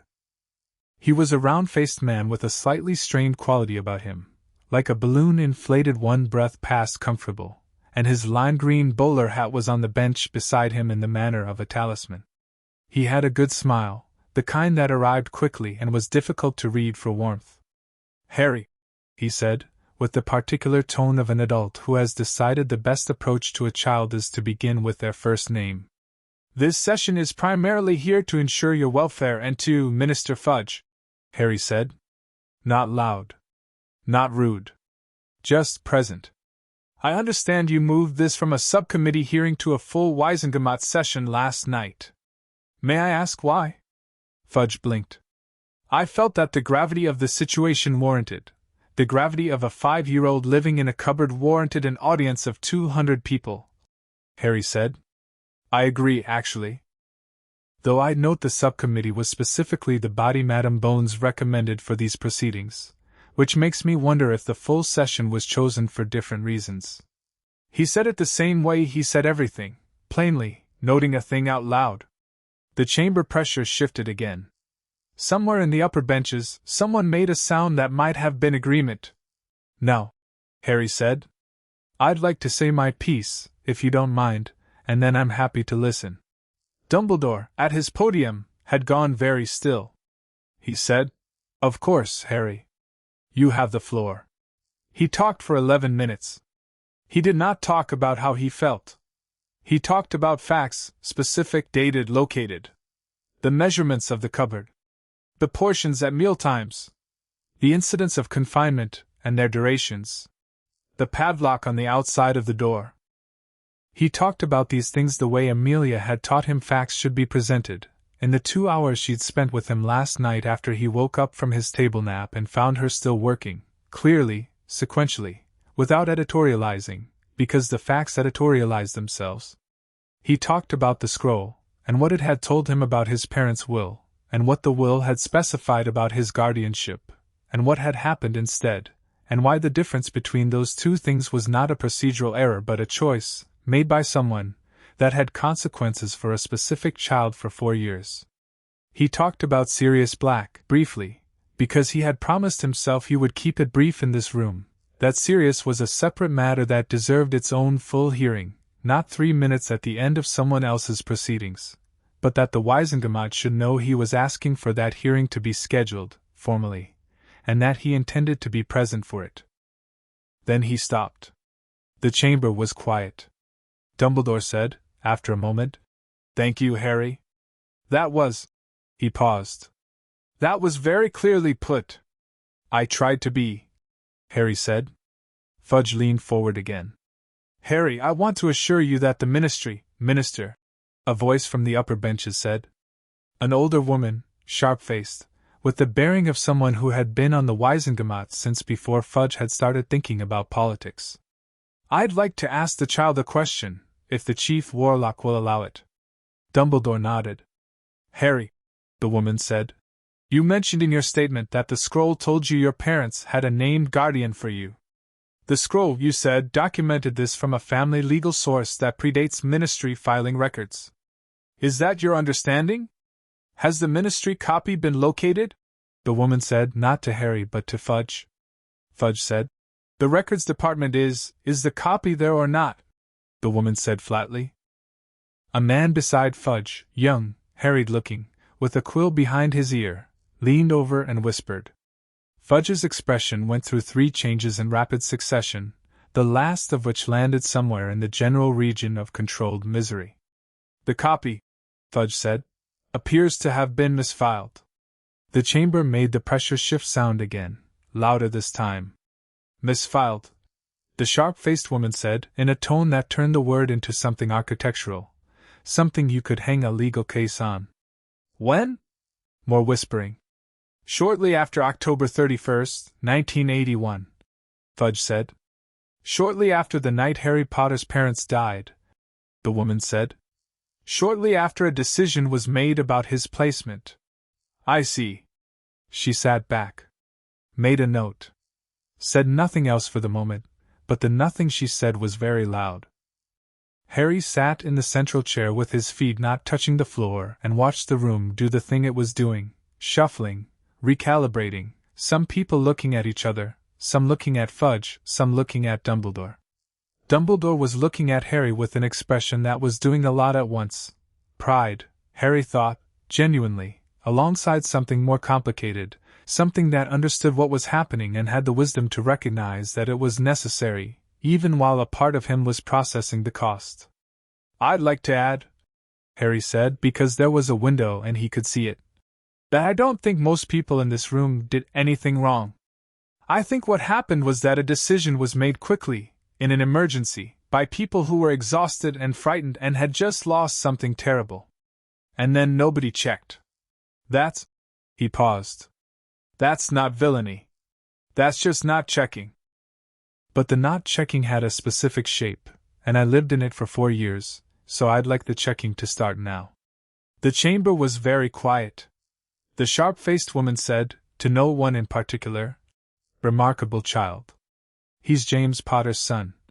Moody said from the back of the chamber, which was technically not a recognized speaking contribution, but nobody appeared interested in pointing that out. The formal session lasted 2 more hours after Harry's address.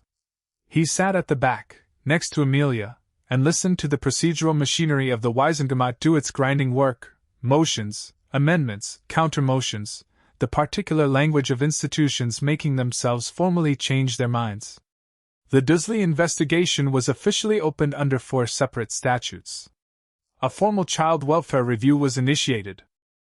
Bagnall's motion to establish Harry in appropriate wizarding care, temporary, pending the full review, passed with 167 votes in favor, which was high enough that Fudge didn't even try to speak against it.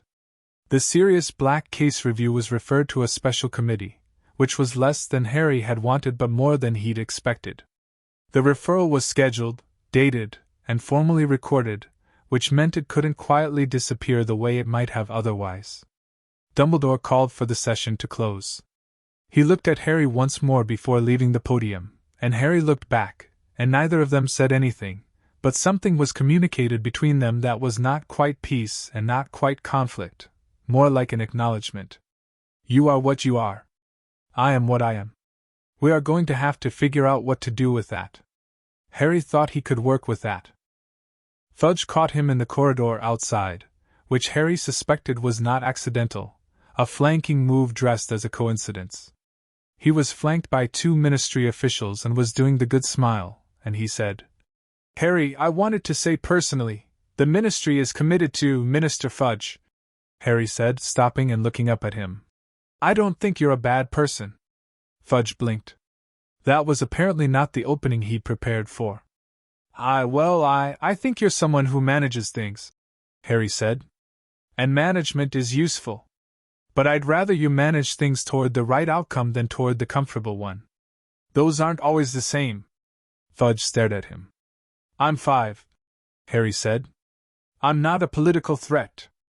I'm a child who wants his godfather out of prison and enough food at dinner. If you help with those things, we'll get along fine. He walked past Fudge and rejoined Amelia, who was waiting 10 feet up the corridor with the expression of someone who is working very hard at a neutral face. Was that too much? Harry said. No, Amelia said. It was exactly right. He looked surprised. He's going to spend the next week being surprised, she said. Come on. Moody wants to talk to you about something. Moody's idea of a conversation was conducted in motion. He had collected Harry from the ministry corridor with a brevity that bypassed pleasantries entirely and was now walking him through Diagon Alley, which Harry was seeing for the first time, and which he was allowing himself to absorb in pieces rather than all at once, because all at once would have been too much, at the pace of a man who used movement as a thinking tool. The alley was extraordinary. Narrow and cobbled and full of things that shouldn't exist in the same space as the normal world. A shop with a display of cauldrons in graduated sizes, an apothecary with dried things hanging in the window, an ice cream parlor that was producing colors he didn't have names for. Harry looked at everything quickly and catalogued it, the way he catalogued everything, making room for it. Ollivander's had a single wand in the window. He looked at it for a moment as they passed, feeling the warmth in his chest do something when he looked at it. Not yet, Moody said, not slowing down. I wasn't going to, you were thinking about it, Moody said. You can't read minds, Harry said. I can read faces, Moody said. And you've got your father's face, and James Potter looked at a wand display like it was a disagreement he intended to win.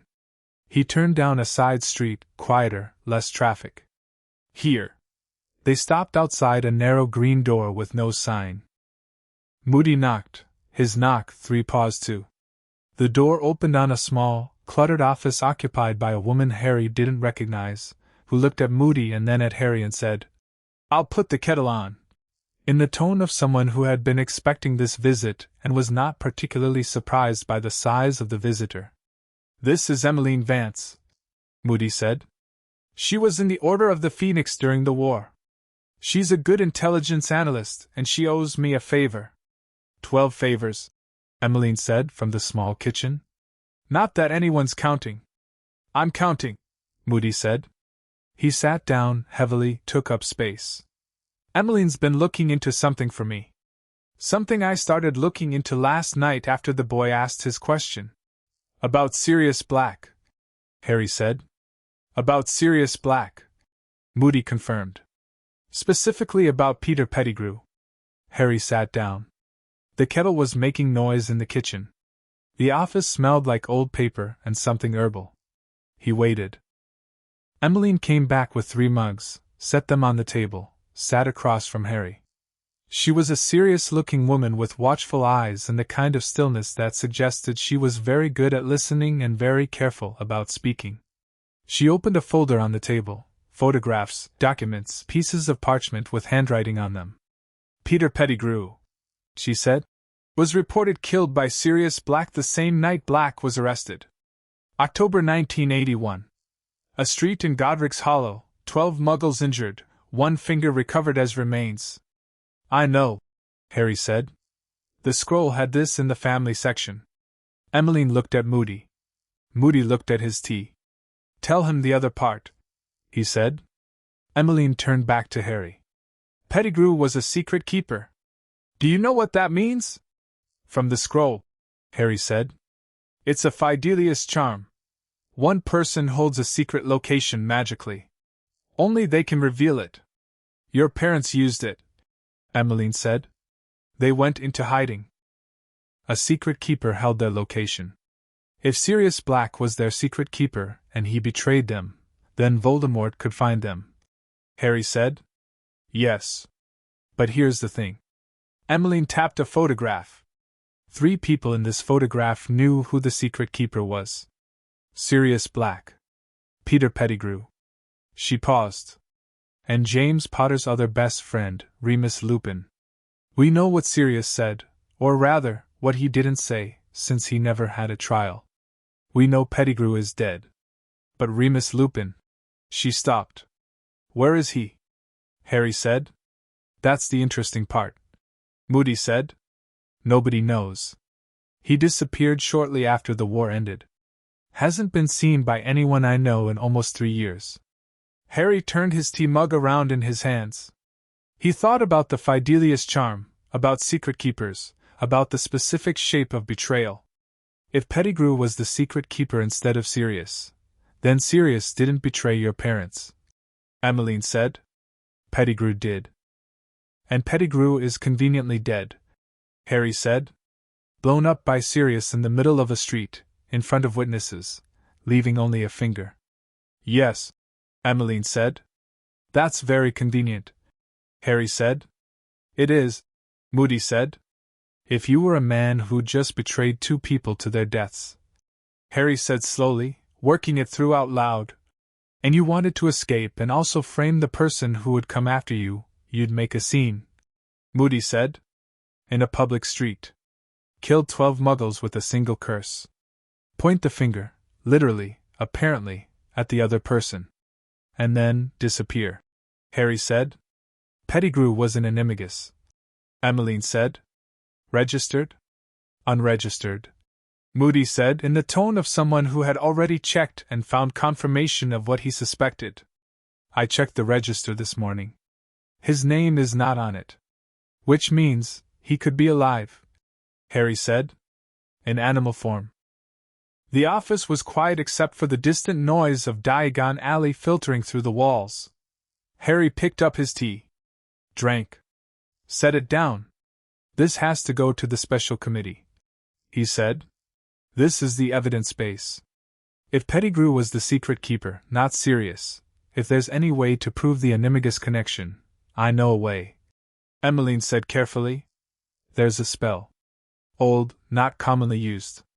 It can trace unregistered animagus transformations if the person transformed within a specific location in the recent past. How recent? Within the last year, she said. We need to know where Pettigrew's been, Moody said. Which means we need to find Remus Lupin first, because Lupin knew all 3 of them, knew their habits, their haunts, their animagus forms. He's the map. Can you find him? Harry said to both of them. Moody looked at Emmeline. Emmeline looked at her folder. I have 3 possible locations, she said. It'll take time. How much time? Days, she said. Maybe a week. Harry thought about Sirius in Azkaban. About the Dementors that he'd read about in one of Moody's books, creatures that fed unhappiness, that made the worst memories inescapable, that turned time into a single extended moment of horror. He thought about being in that place for 4 years without being guilty of anything. Then he thought about his own 4 years in the cupboard. He didn't let it become a comparison. He just noted the parallel and let the parallel do the thing that parallels did, which was make the abstract personal and make the personal urgent. Start today, he said to Emmeline. She looked at him.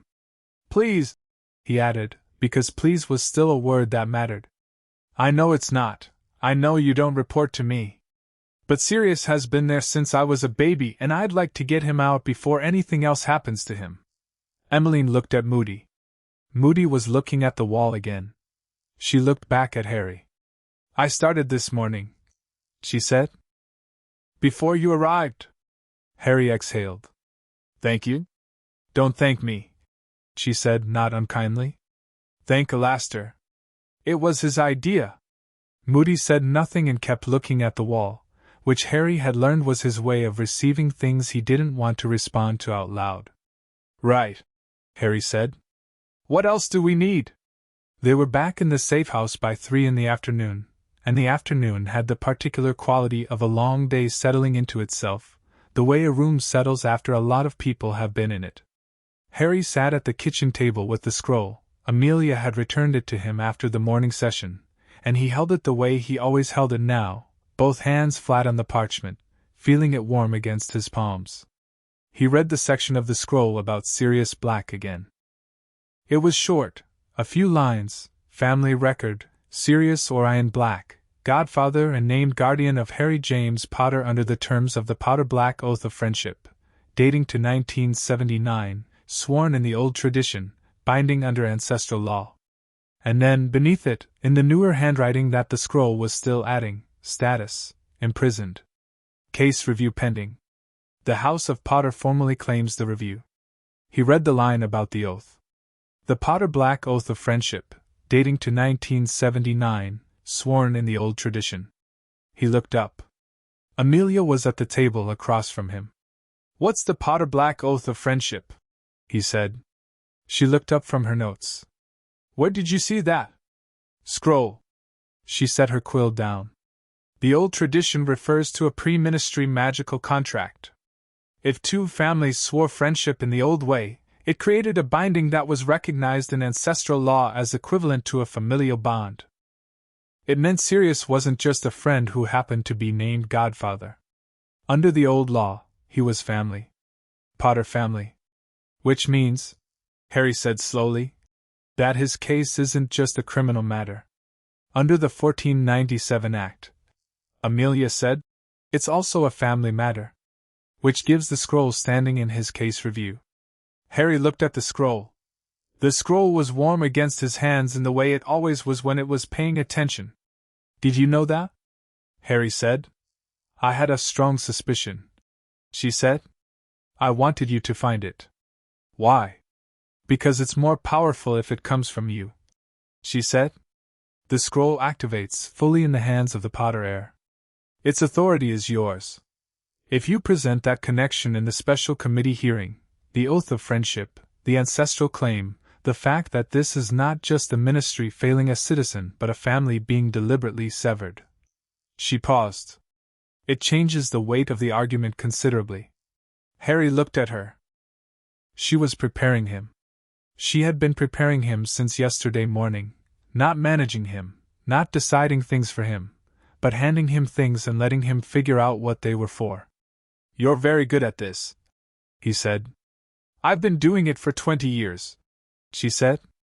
"Thank you," he said. "Genuinely." She picked her quill back up.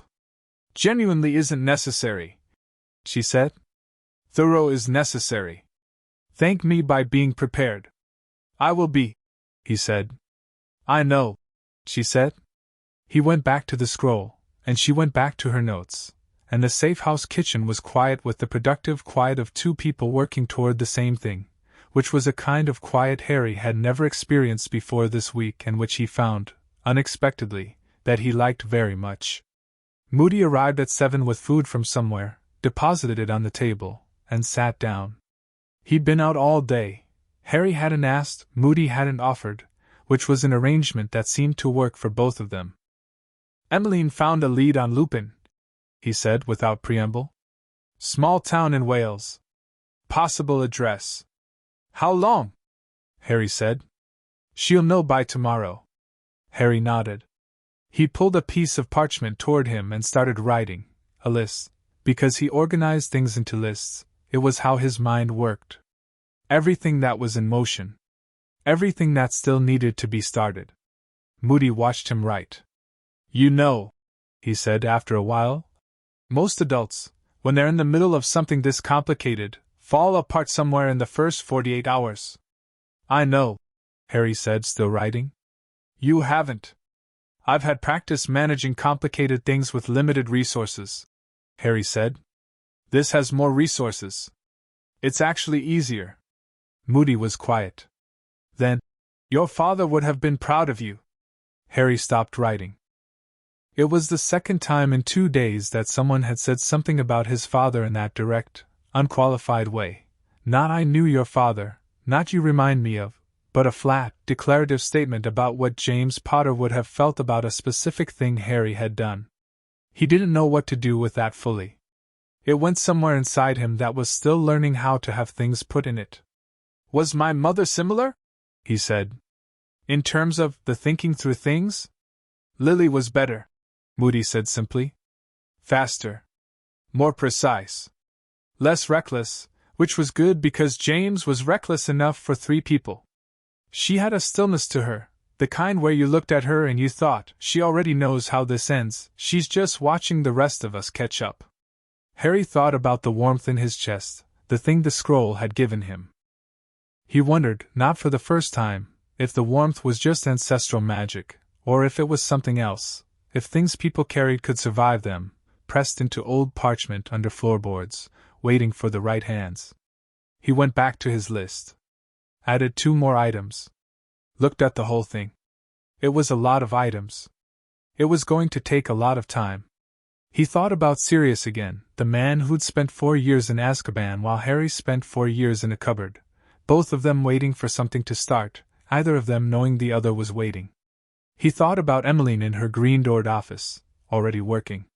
He thought about Remus Lupin in Wales, if it was Wales, not knowing that a 5-year-old with a family scroll and a very clear list was thinking about him. He put the quill down. Rolled his list up. "I need to sleep," he said. "Yes," Moody said. "Tomorrow's going to be busy." "Tomorrow's going to be very busy," Moody agreed. "But tonight is tonight." "Eat first."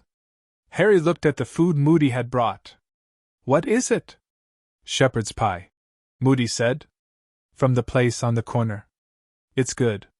Harry helped himself to a full portion, which he was still getting used to doing without calculating whether it was allowed. The shepherd's pie was, in fact, very good. He ate all of it, and then, because the dish was there and nobody had said anything, he helped himself to a second portion. Moody said nothing, which was its own kind of kindness. Outside, London did its nighttime things. The scroll on the table stayed warm, adding its patient lines, keeping its patient record. And somewhere in Wales, if it was Wales, a quiet man with careful eyes and old grief was sitting alone in a small house, not knowing that the world had shifted, that a 5-year-old had sent 4 emergency ravens into the dark, that the machinery of justice was grinding awake, slowly, imperfectly, but with more momentum now than it had had in 4 years. And not knowing that his best friend might be coming home. Chapter 4. The Chamber and the Chains. Remus Lupin was found on a Thursday. Emmeline's lead in Wales turned out to be accurate in the way that good intelligence was accurate, not perfectly, not completely, but enough. The address was a small cottage outside Abergavenny, rented under a false name that wasn't even a particularly creative false name, which told you something about how thoroughly Remus Lupin had stopped expecting anyone to look for him.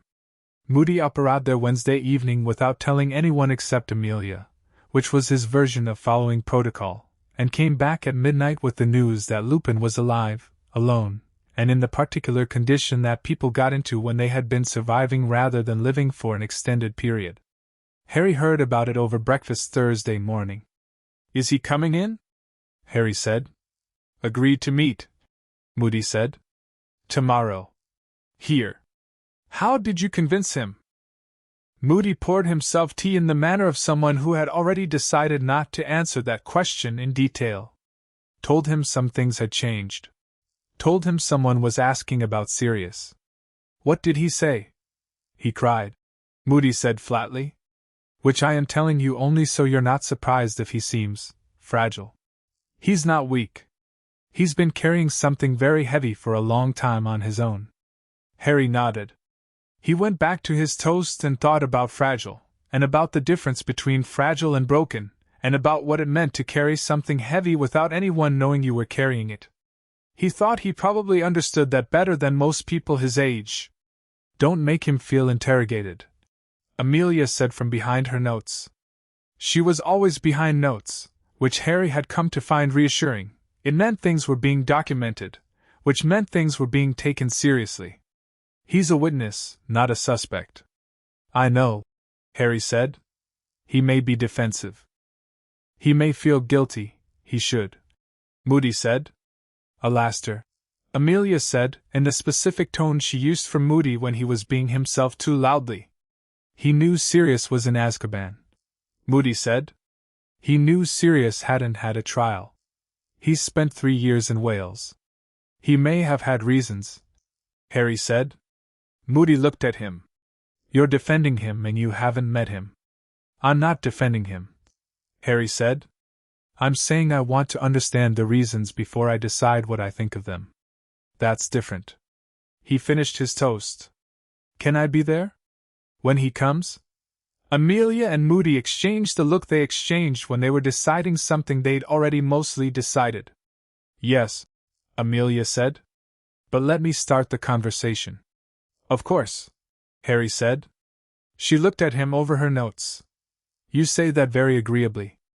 I'm agreeable, Harry said. You're strategic, she said. There's a difference. Harry considered this. Can I be both? She almost smiled.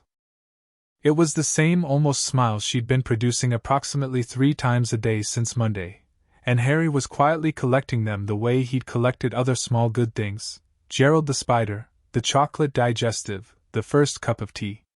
The Thursday before Lupin's arrival was spent in preparation, which in Harry's case meant reading, in Amelia's case meant writing, in Moody's case meant pacing and occasionally disappearing to check perimeters, and in Bagnall's case meant conducting the second round of Harry's formal child welfare intake assessment, which covered the topics of education, social development, and magical exposure. The education section was interesting. What have you been taught? Bagnall asked, her quill ready. Not much formally, Harry said. Reading mostly. I taught myself from cereal boxes and Dudley's school books. I can read fairly well. Writing I'm slower at, but I'm getting faster. Numbers I figured out from cooking, weights and measures, ratios, timing. No formal maths. Bagnall was writing quickly. And magical education? Nothing, Harry said. The Dursleys, Uncle Vernon especially, didn't allow any discussion of magic. But you knew you were a wizard? I knew I was something, Harry said. They called it abnormality. The scroll was the first time anyone used the word magic positively. He paused. Moody's books this week. That's been the first real magical education. Bagnall set her quill down for a moment. You're going to be significantly behind your age peers when Hogwarts comes. I know, Harry said. I have 6 years. Some of the foundational concepts, wizarding culture, history, magical theory, I'll learn them, he said. Simply, without defensiveness. It was just a fact about the future that would become another fact about the past once he'd dealt with it. Bagnall looked at him with the expression she sometimes got, the one that was professional warmth covering something more genuine underneath. We'll need to arrange tutoring, she said, as part of the welfare plan. Formal wizarding education starting as soon as a suitable placement is confirmed. About the placement, Harry said. If Sirius is cleared, when he's cleared, if the evidence supports it, she said carefully. When? Harry said. What happens to the placement plan?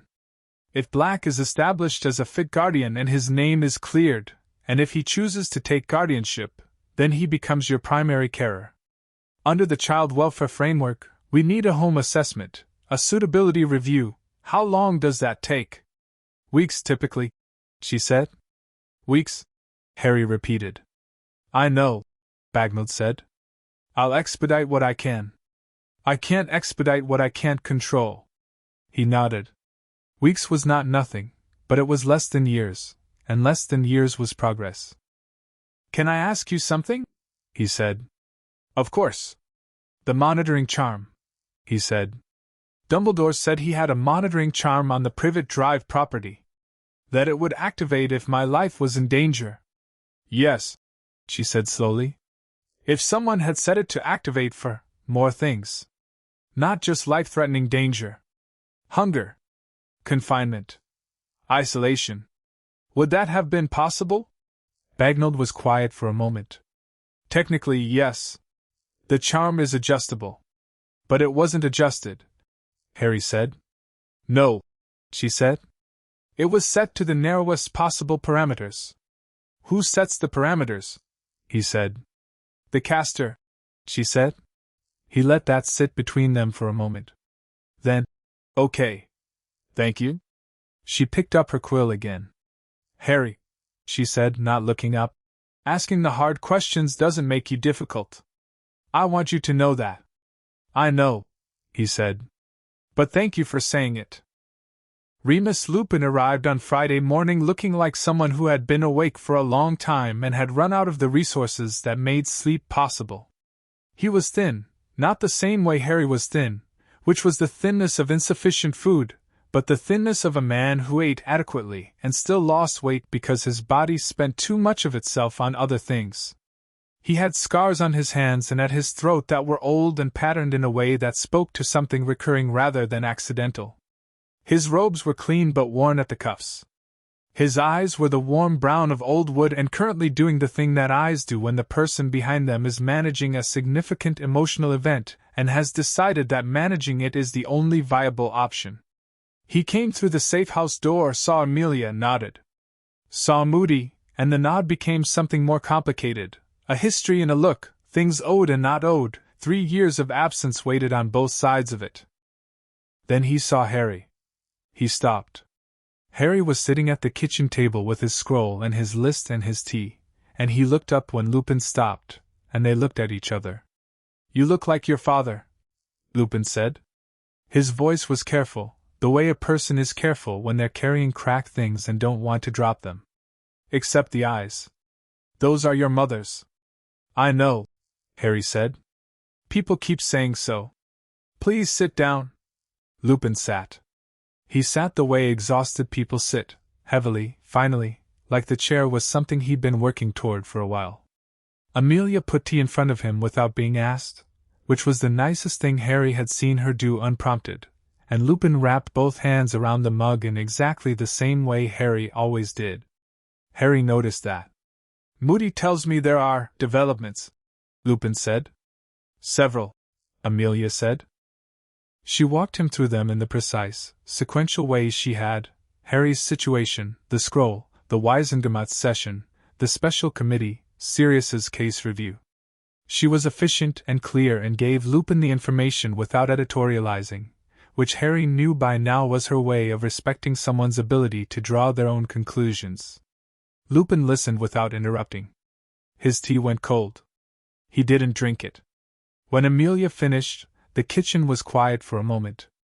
"You're trying to get him out," Lupin said. "We're trying to establish what actually happened," Amelia said. "Which, based on preliminary evidence, may result in his release." "Preliminary evidence," Lupin said. "What preliminary evidence?" "The Animagus Register," Harry said. Lupin looked at him. Harry kept his voice steady and informational, not aggressive. This was a conversation, not an interrogation. "Peter Pettigrew isn't on it. Which means he had an unregistered form. Which means he might not be dead." The color left Lupin's face with the speed of something structural failing. "Remus," Moody said. "What was Pettigrew's form?" Lupin put his mug down. His hands were not entirely steady. "A rat," he said. "Small, brown. He had a missing toe on the right front paw." He stopped. Pressed his mouth together. "We called ourselves the Marauders. James, Sirius, Peter, and me. They became Animagitu. It doesn't matter why. The point is Peter was a rat." "Did Sirius know about Peter's form?" Amelia said. "Of course he knew," Lupin said. "We all knew each other's. That was the point. If Pettigrew faked his own death," Harry said, "and Sirius knew his form, why didn't Sirius tell anyone? When he was arrested?" Lupin's jaw worked. I think. He stopped. Started again. "I wasn't there. I don't know exactly what happened. I know what I was told happened, and I know I believed it, because Sirius was the only person who knew the secret keeper's identity." He stopped again. "Was he?" Amelia said very quietly. Lupin looked at her. Was Sirius the only person who knew? A silence. "No," Lupin said. The word came out like something that had been held under pressure. "No. I knew. James told me. He wanted someone else to know, just in case, a backup, in case Sirius was..." He pressed his hand flat on the table. "In case Sirius was compromised. So James told me." The kitchen was very still. "And you knew," Moody said, "that Sirius was in Azkaban without a trial. You knew Peter was the only dead body. And I believed it," Lupin said. Quiet and destroyed. "I believed Sirius did it. He was always reckless and angry And after James died I wasn't thinking clearly, and everything pointed at him, and you left. Moody said. I left. Lupin said. The words sat on the table between them like something heavy put down without care. Harry looked at Lupin's hands, the scars, the worn cuffs, the white knuckles around a cold mug of tea, and thought about guilt, which was a different weight from grief even though they looked similar from the outside. Mr. Lupin, he said. Lupin looked at him. I'm not asking you why you left, Harry said. I think you were wrong to leave, but I think you know that. What I need to know is whether you'll come forward now. To the special committee. As a witness. Lupin was quiet. You knew the secret keeper arrangement, Harry said. You knew Peter's animagus form. You knew the marauders. Your testimony is. He looked at Amelia. Significant, she said. More than significant, Moody said. It's the difference between a case review with theoretical evidence and a case review with a direct witness to the foundational elements. Lupin looked at his hands. I'm a werewolf, he said. My testimony, some members of the committee will try to discredit it on that basis. Let them try, Harry said. That's not a reason not to speak. Lupin looked at him. Really looked at him, the way people occasionally did, like they were trying to find something behind Harry's face and kept being surprised by what was actually there. You're 5, Lupin said, with a faint, broken quality that was almost a laugh. Everyone keeps saying that, Harry said. It keeps being true. Will you come? Another silence. Yes, Lupin said. Yes, I'll come. Harry nodded. Good, he said. Thank you. He pulled his list toward him and added Lupin, confirmed in his slow, careful handwriting, and Lupin watched him write it and made the broken almost laugh sound again, and this time it was slightly less broken than the first time. The special committee convened the following Tuesday in a smaller chamber than the full Wiesengemot, 40 members, a curved bench, better lighting, the focused intensity of a room that was here to find a specific thing rather than perform a general process. Harry had spent the intervening days reading, preparing, and listening to Amelia walk through the structure of the hearing 3 times until he understood not just what would happen but why each part happened in the order it did. He had also spent 40 minutes with Dumbledore. This was his own choice, made on Sunday evening, when he'd sent a note through the ministry post and received a reply within an hour. They met in a small office on level 4, neutral ground, nobody's territory, and Harry had sat across from the old wizard with his scroll on the table between them and said, I'd like to understand your version of events. The whole version. Not managed. Dumbledore had looked at the scroll. At Harry. At his own hands folded on the table. And then he had talked, for an hour, without managing it much at all. He talked about the war, and about the prophecy, the real text of it this time, which landed on Harry with the weight of something inevitable but not unbearable, because Harry had had several days of practice receiving things that were heavy without letting the weight collapse him. He talked about the night of the Potter's death, and the choice he'd made in the hours after, and why he'd made it, the ancient blood magic in Petunia's home, the protection that Lily's sacrifice had built, the logic of the safe house that was a house rather than a building. You prioritized the protection over the protector, Harry said. Dumbledore was quiet for a moment. Yes, he said. That is, yes. That was wrong, Harry said. I'm not saying it as an accusation. I'm saying it as a fact, so we both know I know it, and we can move forward from there. Dumbledore looked at him with those eyes again. The complicated ones, that were doing many things at once. You are remarkable, he said. You've said things like that before, Harry said. In the full session. I think when people say that, sometimes it's genuine, and sometimes it's a way of making distance. Like, if I'm remarkable, I'm separate from normal children, which means the normal standards don't apply. Dumbledore was very still. I don't want to be remarkable, Harry said. I want to be a child who has enough food and a guardian who chooses him.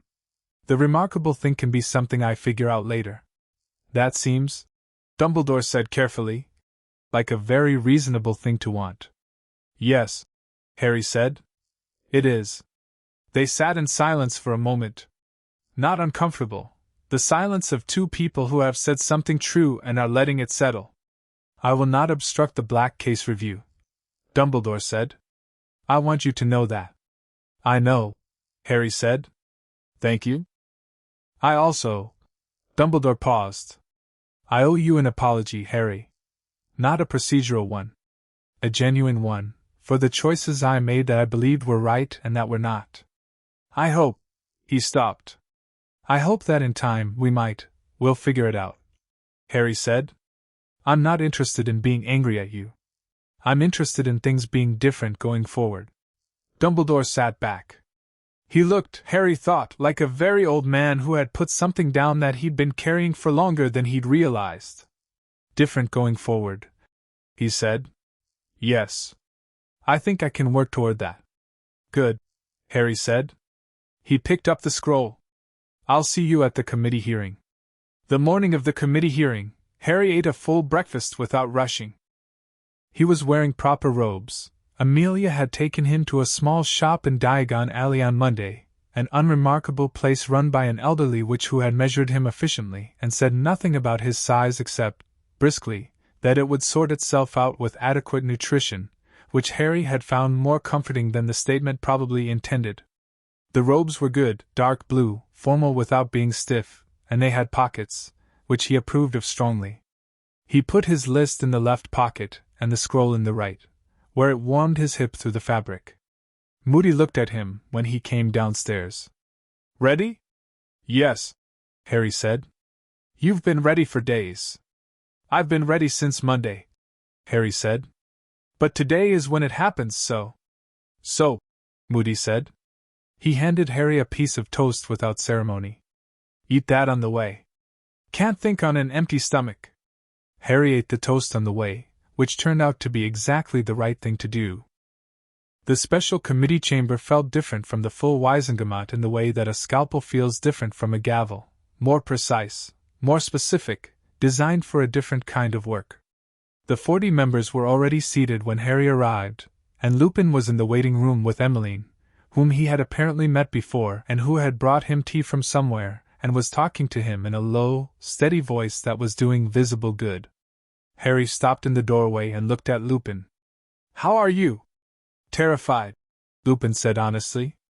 That's okay, Harry said. I'll go first. You come in when they call you. You'll go first, Lupin repeated. You're 5. I'm aware, Harry said. It keeps being relevant, and I keep not finding it as limiting as everyone expects. Emmeline made a sound behind her tea mug. Lupin looked at Harry for a moment with those wormwood eyes and said, Your mother used to say something similar. That other people's expectations were maps of their limitations, not yours. Harry felt the warmth in his chest do something significant. He let it happen. That's a good thing to say, he said. I'll remember it. Then he walked into the chamber. The committee chair was a witch named Augusta Longbottom, whose presence in a room was approximately equivalent to the presence of a large piece of furniture that had decided it had opinions. She was formidable in the way of someone who had never found anyone sufficiently impressive to be intimidated by, and she looked at Harry when he walked in with an expression that was not warmth and was not hostility, but was something in between that might be called interested. You are Harry James Potter, she said. Not a question. Yes, Harry said. He sat down in the witness chair. His feet didn't reach the floor. He noted this and moved on. You have requested this hearing, she said. Under Article 9 of the 1497 Magical Inheritance Act, and under the Potter family's ancestral claim to the Black Case through the Potter-Black Oath of Friendship sworn in 1979. Is that correct? Yes, Harry said. The scroll documents both. He placed the scroll on the table in front of him. It unrolled itself, settling open at the relevant section, and the warmth of it was visible, a faint gold at the edges, the specific luminosity of old magic choosing to be seen. The 40 members of the committee looked at it. Augusta Longbottom looked at it for a long moment, and then made a note, The way people made notes, when they'd seen something they wanted the record to reflect they had seen. "Very well," she said. "Let us begin." Harry's opening statement took 8 minutes. He'd rehearsed it to 12 and cut it to 8 because concise was more powerful than thorough when you needed people to stay with you. He presented the timeline of his parents' death, the secret keeper arrangement as documented in the Scrolls family records, the absence of Sirius Black's trial, and the 3 critical pieces of new evidence: Pettigrew's absence from the Animagus register, Lupin's knowledge of the secret keeper identity, and Emmeline's magical trace analysis, which had confirmed an unregistered Animagus transformation of the rat variety at 2 London locations in the 3 months before October 1981. That last one made the room move. The trace analysis. A committee member said, a man with a long face and careful eyes, someone Harry didn't recognize. Is this confirmed? A rat Animagus, in 2 London locations. Emmeline Vance conducted the analysis on Monday, Amelia said from the advocate's bench. She is available to testify to her methodology. And Pettigrew's registered form. There is no registered form, Harry said. He is not on the register. An unregistered Animagus who dies in human form and is identified only by a single finger leaves no confirmation of what their animal form was. The trace analysis identifies the magical signature. It matches Pettigrew's magical signature as recorded in the Hogwarts Registration Archive. You know about the Hogwarts Registration Archive? The long-faced man said. Moody told me about it, Harry said. On Wednesday. It records the magical signature of every student on entry. Pettigrew attended Hogwarts. His signature is on file. Augusta Longbottom was writing. The sound of her quill was the loudest thing in the room. Continue, she said without looking up. The point is this, Harry said. Sirius Black was convicted on the evidence of a street full of dead muggles and his own presence at the scene. No one appears to have asked why a man who had just betrayed his best friends to their deaths would remain at the scene, in the open, laughing. No one appears to have considered that the curse that killed the muggles could have been cast by someone other than Sirius. No one appears to have verified that Peter Pettigrew was actually dead, beyond the recovery of a single finger, from a man who, we now know, could transform into a rat and lose a toe in the process. He paused. Sirius Black has been in Azkaban for 4 years, he said.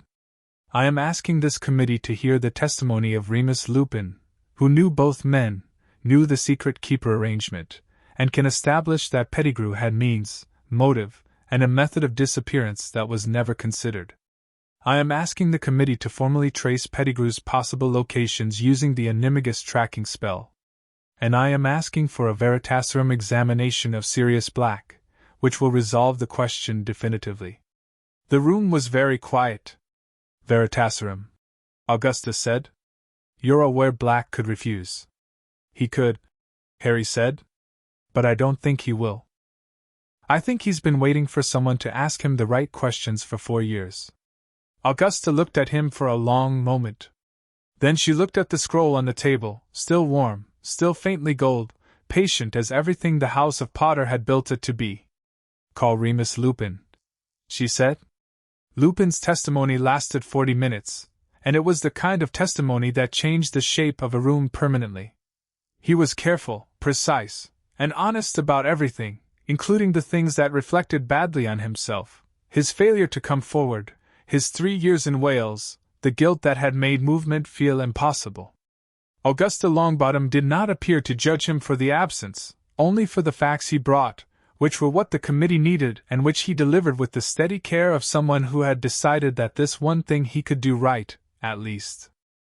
When he confirmed that James Potter had told him personally, privately, specifically, that the secret keeper was Sirius Black, a change occurred in the room. Not a dramatic one. More like a temperature change, imperceptible unless you were paying close attention, which Harry was. Because the confirmation meant that Lupin knew. And if Lupin knew, then the question of whether Sirius was the only person who could have told Pettigrew the Potter's location became the question of whether Lupin had told Pettigrew. The long-faced committee member asked it. Did you? He said. Tell Peter Pettigrew the identity of the secret keeper? No, Lupin said. Could Pettigrew have found out through other means? Lupin thought about it.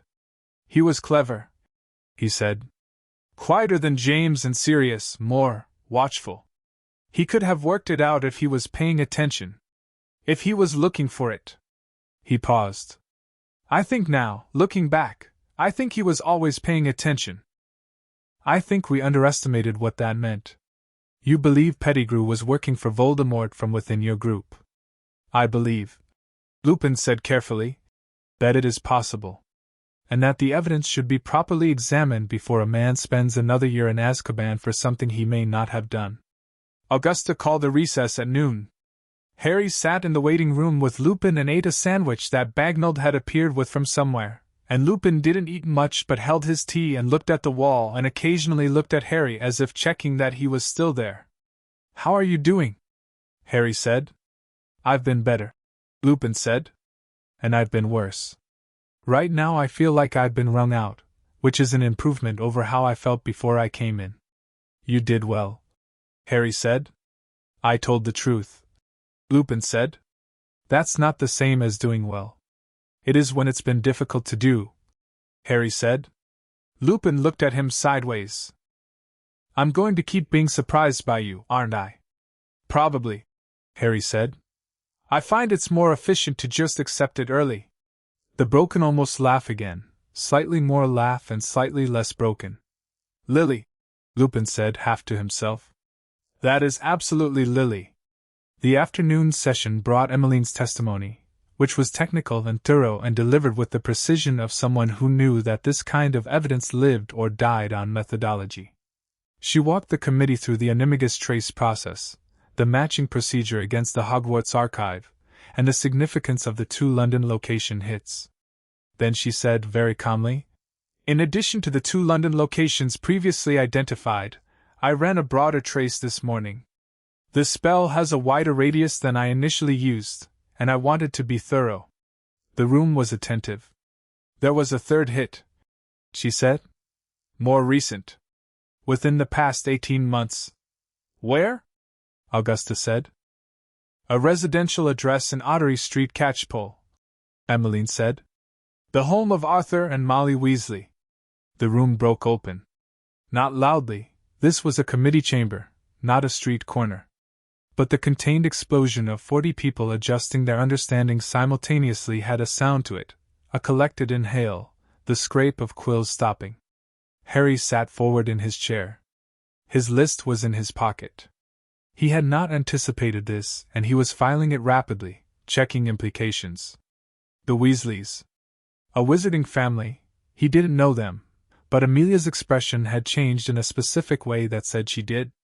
Pettigrew, Harry said slowly, to Amelia, under the noise of the room reorganizing itself, has been living with a wizarding family. Possibly, Amelia said. The trace identifies the animagus form at that location. It doesn't confirm current presence. But if he's there, then we can find him, she said. And if we find him, then there's no body, Harry said. Which means the charge against Sirius collapses. Amelia looked at him with the closest thing to urgency he'd seen on her face all week. Let Augusta manage this next part. Don't push. I'm not pushing, he said. I know, she said. I'm saying it anyway. Augusta called order and called for an immediate ministry retrieval team to attend the Weasley property, emphasizing in a tone that allowed for no misunderstanding that the family were not suspects, and were to be treated with full courtesy and discretion. She then called for a 30-minute recess to allow the retrieval team to be dispatched. She looked at Harry during the recess. You anticipated none of this, she said. It wasn't an accusation. It was the observation of someone who was tracking what a person knew versus what they'd done with it. No, Harry said honestly. But the scroll has been recording, and the trace analysis was Emmeline's work. I didn't find the 3rd hit. She did. But you created the conditions for her to look, Augusta said. Harry thought about this. I asked questions, he said. And people who were already good at their jobs answered them. Augusta looked at him for another moment. Your father, she said, was an exceptional Auror. Are you aware of that? Moody mentioned. Harry said. I was on the Wisengamot when James Potter testified in 3 separate cases during the war. She said. He had a quality, not recklessness, though people called it that. An insistence on looking at things directly even when looking away was easier. It was one of the most valuable and infuriating qualities I have ever witnessed in a legal proceeding. She paused. You have it. Thank you, Harry said. I did not say it was a compliment. She said. I said it was a quality. But the corner of her mouth moved in a way that suggested the distinction was, at least partly, performative. The retrieval team returned in 45 minutes with a cage. Inside the cage was a rat. Small, brown, missing a toe on the right front paw. The chamber made no sound at all. Augusta looked at the rat. The rat sat in the cage and was, to all appearances, a rat. Augusta took her wand, ancient, dark wood, a wand that had done things in its time, and cast the animagus reversal. It was not a common spell. It was the kind of spell that required authority, confidence, and the specific legal standing of a committee proceeding to be ethically deployed. The rat became, in the space of 3 seconds, a small, damp, terrified man with a missing finger on his right hand and the specific expression of someone who has spent 18 months being very comfortable and suddenly finds himself in front of 40 of the most powerful witches and wizards in Britain. Peter Pettigrew looked around the chamber. He saw Augusta Longbottom. He saw Amelia Bones. He saw Emmeline Vance. He saw Remus Lupin, whose expression was doing something that Harry could not fully name, but which he would not have wanted directed at him under any circumstances. Then he saw Harry. He looked at Harry for a long time, at the scar, at the eyes, at the specific combination of James and Lily that sat in Harry's face, and something moved through his expression that was more complex than any single word. Harry looked back at him and said nothing, because there was nothing he needed to say. The rat in the cage was saying everything. Augusta Longbottom said, in a voice of absolute composure, Peter Pettigrew, you are formally cautioned. Anything you say will be recorded as evidence. You have the right to remain silent. You do not, however, have the right to continue to be a rat. She looked at the cage. Get him a chair. In the Weasley family's garden in Ottery St. Catchpole, a family of 7 was being very gently told by a courteous ministry official that their pet rat, Scabbers, had turned out to be something other than a pet rat, and the eldest son, who had owned the rat longest, was looking at the empty cage with an expression that suggested he had always found Scabbers vaguely unsatisfying as a pet, which was perhaps, in retrospect, an instinct worth examining. In the chamber, Pettigrew was put in the chair, and Augusta put 3 Aurors at the door, and the process of extracting a confession from a man who had been exposed in front of witnesses and had nowhere left to go was, as it turned out, relatively brief. Pettigrew confessed for the same reason most people confessed when they were cornered, not because they wanted to, but because the alternatives had run out. He confirmed the secret keeper arrangement. He confirmed that he had been Voldemort's spy from within the Marauder group. He confirmed that he had engineered Sirius's arrest and faked his own death. He confirmed, in a voice that shook and attempted several times to find something that might constitute a mitigating argument, and found none, all of it. Harry sat in the witness chair through all of it. He didn't look triumphant. He didn't look angry. He looked like someone listening very carefully to make sure every word landed in the right place, in the record, where it would stay. When it was done, Augusta called for order, made several rulings in rapid succession, and then looked at the room. The evidence before this committee, she said, establishes beyond reasonable doubt that Sirius Orion Black was wrongfully imprisoned. I am issuing an immediate release order, effective upon confirmation of the evidence record. She looked at Amelia. How quickly can we get to Azkaban? 2 hours, Amelia said. Make it 1, Augusta said. She stood. The room stood with her. This committee is temporarily adjourned. Get the release order signed. Get him out. Harry stayed seated for a moment after everyone else stood. He put his hand on the scroll, which was warm and bright at the edges, brighter than it had been since the first morning. He looked at the new lines writing themselves at the bottom, the patient, thorough record of the House of Potter, catching up with events, adding what needed to be added. He could feel it. Through the warmth of it, through the specific rightness of things moving the way they should move. 4 years of waiting, Sirius's and his own, converging into a single Tuesday afternoon in a chamber in London. He pressed his palm flat. "Okay," he said, very quietly, to no one and to everyone the scroll represented. "Okay." Then he stood up, straightened his robes, and went to find Amelia, because there was still work to do and he intended to be present for all of it. Chapter 5. Free the Dog. Azkaban was not a place that announced itself. Harry had expected something, a presence, a feeling of wrongness in the air as they crossed the water. He'd read about Dementors in Moody's books, read the clinical description of what they were, and what they did, and he built a picture in his mind of something dramatically horrible, something that would announce its horror in a way that prepared you for it. It didn't work like that. The boat ride took 40 minutes across water that was flat and gray and entirely disinterested in them. The island appeared out of morning fog without ceremony.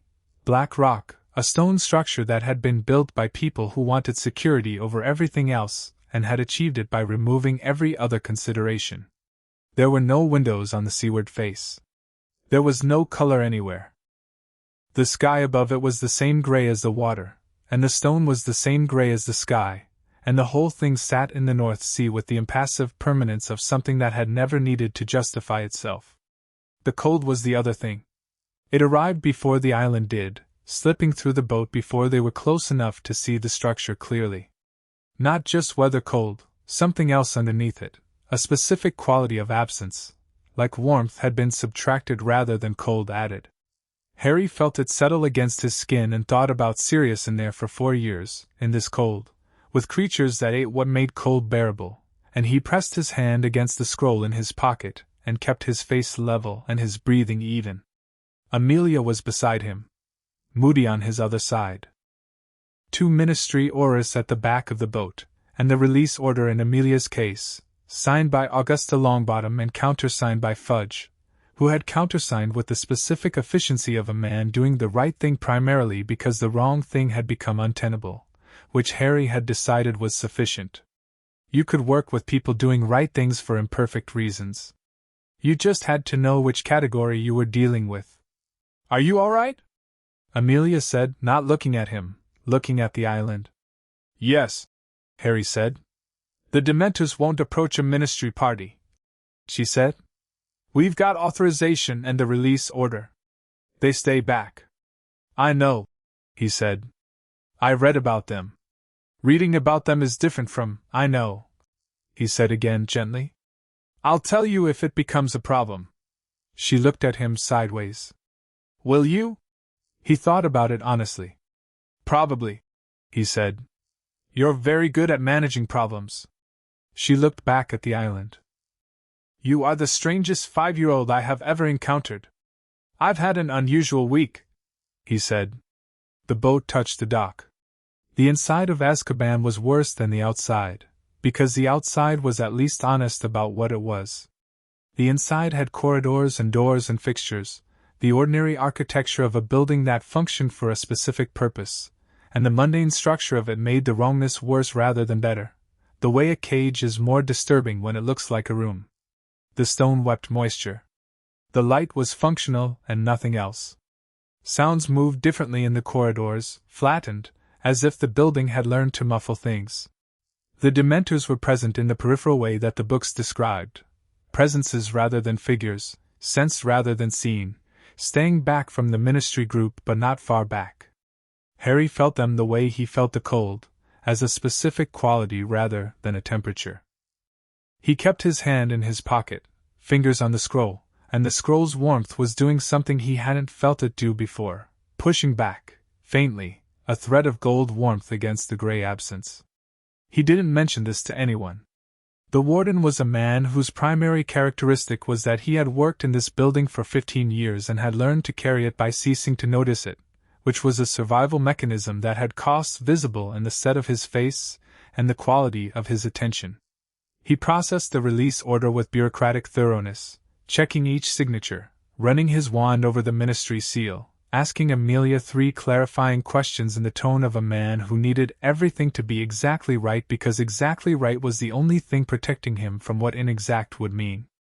"Cell 47, he said finally. "West wing. Follow me." They walked. The cells were on the upper level.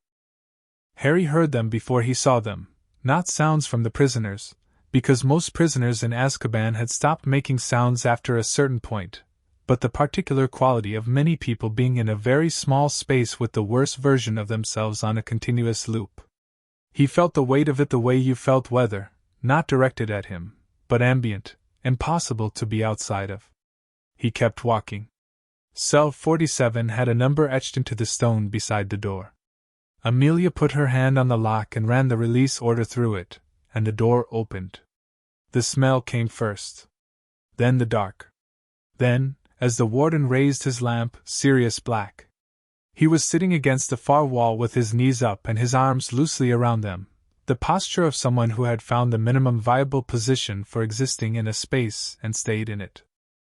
He was thin in the way the cold made things thin, the kind of thin that happened when a body had been spending its resources on surviving rather than sustaining, and his hair was long and tangled and his robes were the ones he'd been wearing 4 years ago, which had started as good robes, and were now something else entirely.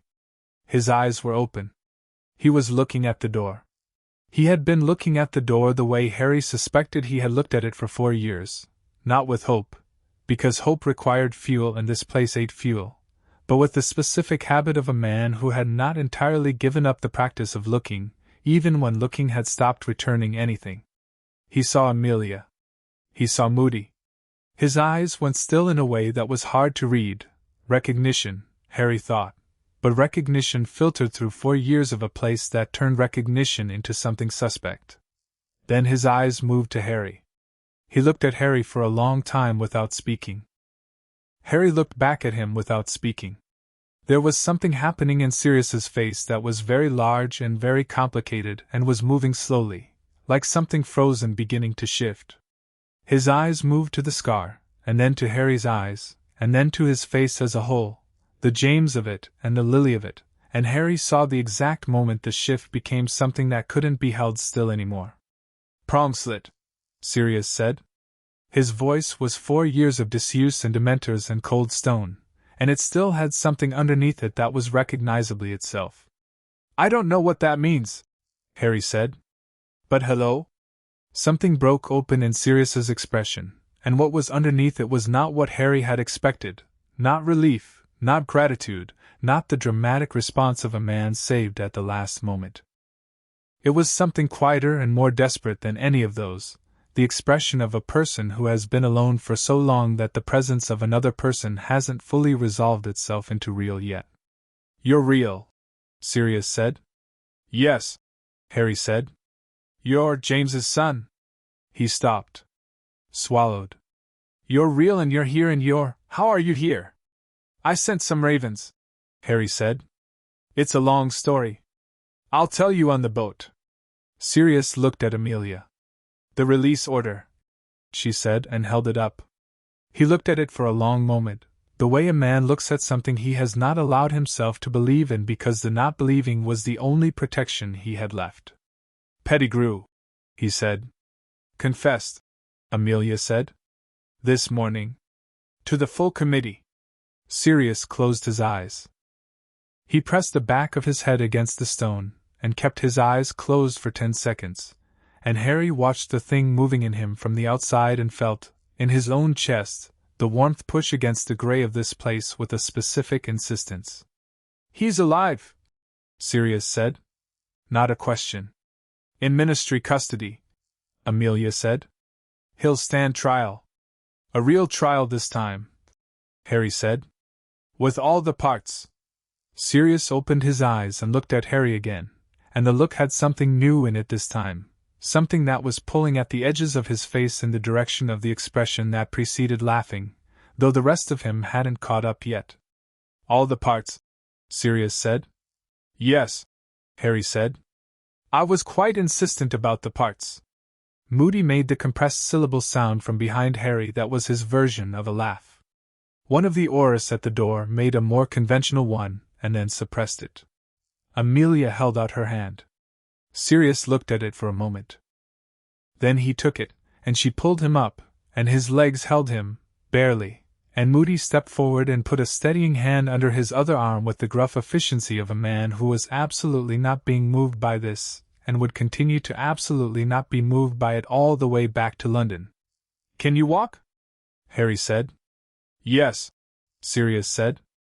"The boat ride is 40 minutes," Harry said. "There are blankets. Amelia's very organized about provisions." "I am," Amelia said, already moving toward the door. Sirius looked at Harry one more time. "You said you'd tell me the story on the boat." "I will," Harry said. "Though you should know, parts of it are about you, and some of those parts will be uncomfortable." "Uncomfortable how?" "The parts about not having a trial," Harry said. "And the parts where I had to explain to 203 members of the Wiesengemot why you should have had one." Sirius stared at him. "You told 203, you're 5 years old." "I'm aware," Harry said. "Shall we go?" The boat ride back was different from the one going. Not because the water changed or the sky shifted, both remained the gray of early morning over the North Sea, flat and indifferent. But the specific quality of the air in the boat was different, because something that had been absent from it was now present, which was Sirius Black sitting wrapped in 3 blankets with a thermos of tea, listening to a 5-year-old explain the events of the past week with the focused attention of a man hearing something that he was going to have to process for a very long time. Harry told it in order, because order was how he told things. The birthday, the floorboard, the scroll. The 4 ravens. Amelia arriving, then the others. The cupboard, the documentation, the removal. The safe house, the Wiesengemot session, Fudge's containment attempt. Emmeline, Lupin, the animagus register, the trace analysis. Pettigrew in the cage, and then not in the cage, and then in the chair, and then confessing. Sirius listened to all of it. He asked 2 questions, both precise, one about the trace methodology, one about the legal standing of the ancestral scroll, which told Harry something about the mind underneath the 4 years, that it was still sharp, still moving to the relevant details, still itself. When Harry finished, Sirius said, "Remus." "He's in London," Harry said. "He came to the safe house on Friday." "He testified." Harry paused. "He should have come forward sooner." "He knows that. But he's here now." Sirius was quiet. He looked at the water. "Is he? How is he?" "Better than when he arrived," Harry said. "He cried when Moody told him someone was asking about you. Moody told me that, which I think was Moody's way of telling me Remus cared very much." "It was," Moody said from the back of the boat, looking at the horizon. Sirius pressed the heel of his hand against his eye. "Just briefly. Just once. 12 years, he said, and then stopped, and started differently. "James and Lily. You know." He stopped again. "I know they're gone," Harry said. "Yes. I'm sorry," Sirius said. For all of it. I should have been there. If I hadn't gone after Peter, you couldn't have known," Harry said. "I should have, Sirius," Harry said, with the particular directness he used when something needed stopping before it built into something unhelpful. "I'm not interested in a version of events where you blame yourself for Pettigrew's choices. I'm interested in what happens next. Do you think you could do that too? But what happens next?" Sirius looked at him. The thing on his face had settled into something that was still doing too much at once but had more shape to it now than the frozen shifting of the cell. "You sound like Lily," he said. "And you look like James.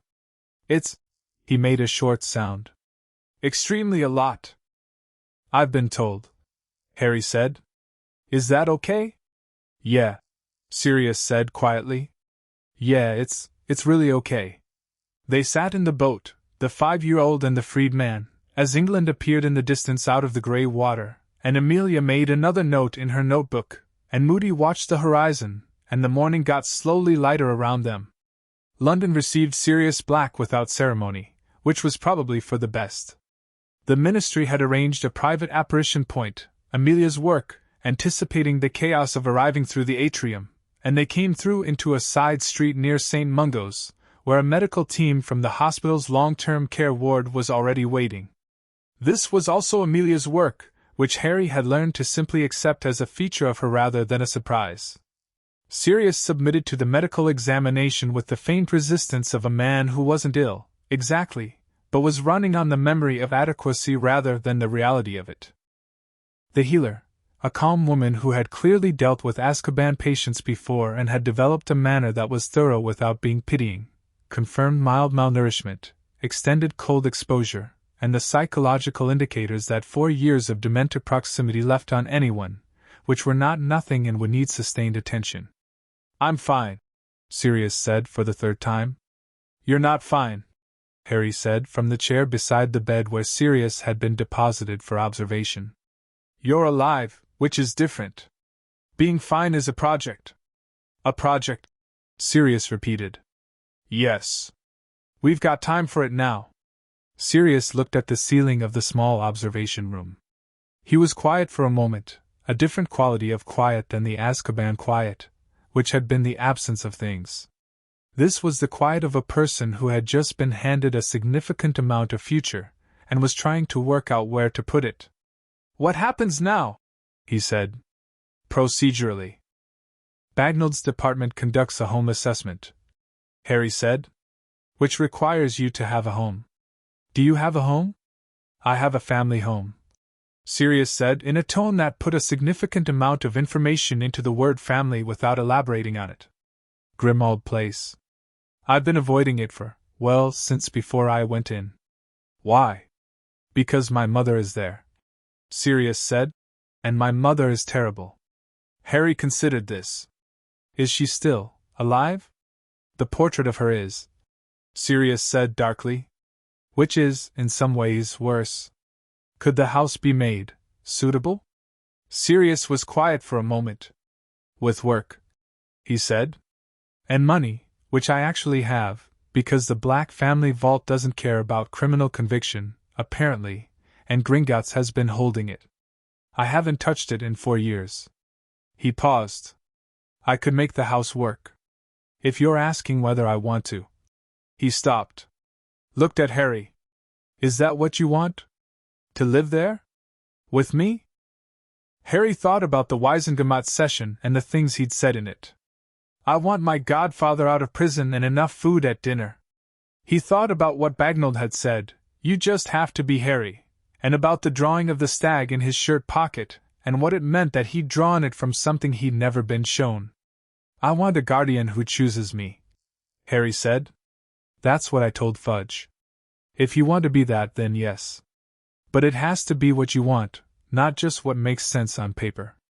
Sirius turned his head to look at Harry properly. "You were in a cupboard," he said. It was not a deflection, it was a specific thing he was putting on the table, a weight he was measuring. "For 4 years. While I was, yes," Harry said. "I didn't know," Sirius said. "I want you to know that I didn't, I know," Harry said. "I'm not holding it against you. I'm saying you don't have to choose me out of guilt. Guilt is a bad foundation." "What's a good foundation?" Sirius said. Harry thought about it. "People who eat their biscuits together," he said. "Even if one of them is a plain digestive and one of them is a shortbread with a stag on it." Sirius stared at him. "That's a Moody reference," Harry said. "He brought me a birthday biscuit. It was the first birthday present I can remember." Sirius closed his eyes again, very briefly. When he opened them, his voice was level with the specific effort of a man who has decided that falling apart is not currently an option and intends to revisit the option later in private. "I want to be your guardian," he said. "Not out of guilt. Not because of James and Lily, though they're part of it. Because you sent 4 ravens into the dark on your 5th birthday, and then read the entire 1497 Magical Inheritance Act before going to sleep at a kitchen table, And I think I might be one of the only people in Britain who could possibly keep up with you. Harry looked at him. Also, Sirius said, you're the only family I have left, and I suspect I'm most of yours, and I think we should figure that out together. Yes, Harry said. I think so too. The healer came back in with potions and a clipboard, and Sirius took the potions with minimal complaint, and Harry sat in the chair beside the bed and read the Wiesengemot procedural guide, which he'd brought in his left pocket, and Sirius watched him read with an expression that was doing a lot at once and had settled into something that was, underneath all the other things, unmistakably glad. Remus arrived at 3 in the afternoon. He came in the way that people come in when they're not sure of their welcome, quietly, as if taking up less space was a courtesy. He stopped in the doorway of the observation room, saw Sirius in the bed with the blankets and the potions, and the specific state of him, and went very still. Sirius looked at him. Neither of them said anything for long enough that Harry closed his book, because whatever was happening in the room right now was not something that should have a background. Mooney, Sirius said. His voice did something specific on the word, a name that was also a history, that was also 12 years of friendship and 3 years of separation and everything that had happened in between. Padfoot, Remus said. His voice was doing the crack thing, the almost breaking thing that he'd had in the kitchen on Friday when he'd said he believed Sirius was guilty, and the word believed had carried all the weight of the past tense. Come here, you idiot, Sirius said. Remus crossed the room and sat in the chair on the other side of the bed, and they looked at each other for another moment, and then Sirius grabbed his arm and Remus grabbed his, and whatever was communicated in that grip Harry understood was not a thing that could be said in words, or at least not in words that were meant for other people to hear. Harry picked up his book again. After a while, Sirius said, He told me about the testimony. I should have come forward sooner, Remus said. Yes, Sirius said. You should have. Remus nodded. I know.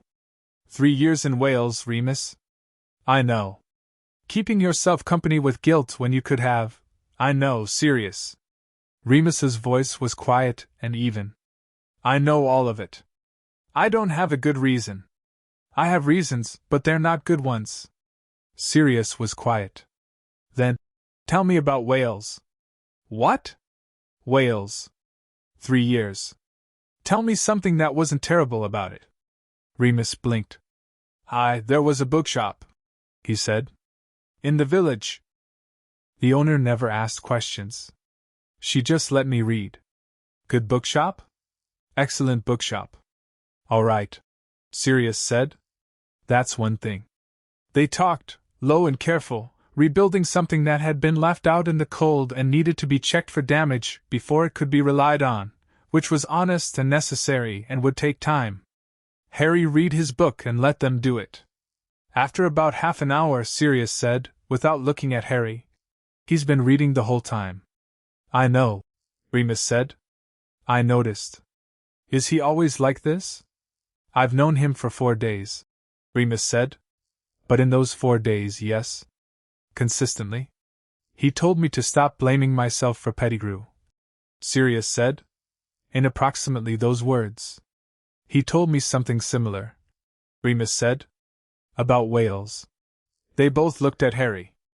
Harry turned a page. I can hear you talking about me, Harry said.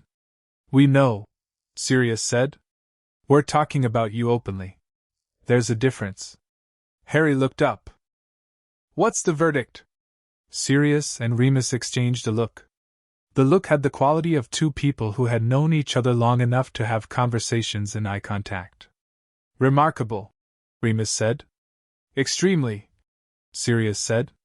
That word again, Harry said. I've asked people to stop using it. It creates distance. It does the opposite, actually, Remus said. He was looking at Harry with an expression that was professor adjacent, the expression of someone who thought about words and their mechanics. Remarkable doesn't mean distant. It means worth remarking on. Worth paying attention to. Harry considered this. Okay, he said. That's a better definition. Your mother, Remus said. Defined words very precisely. It drove James mad in the best possible way. "Tell me about her," Harry said.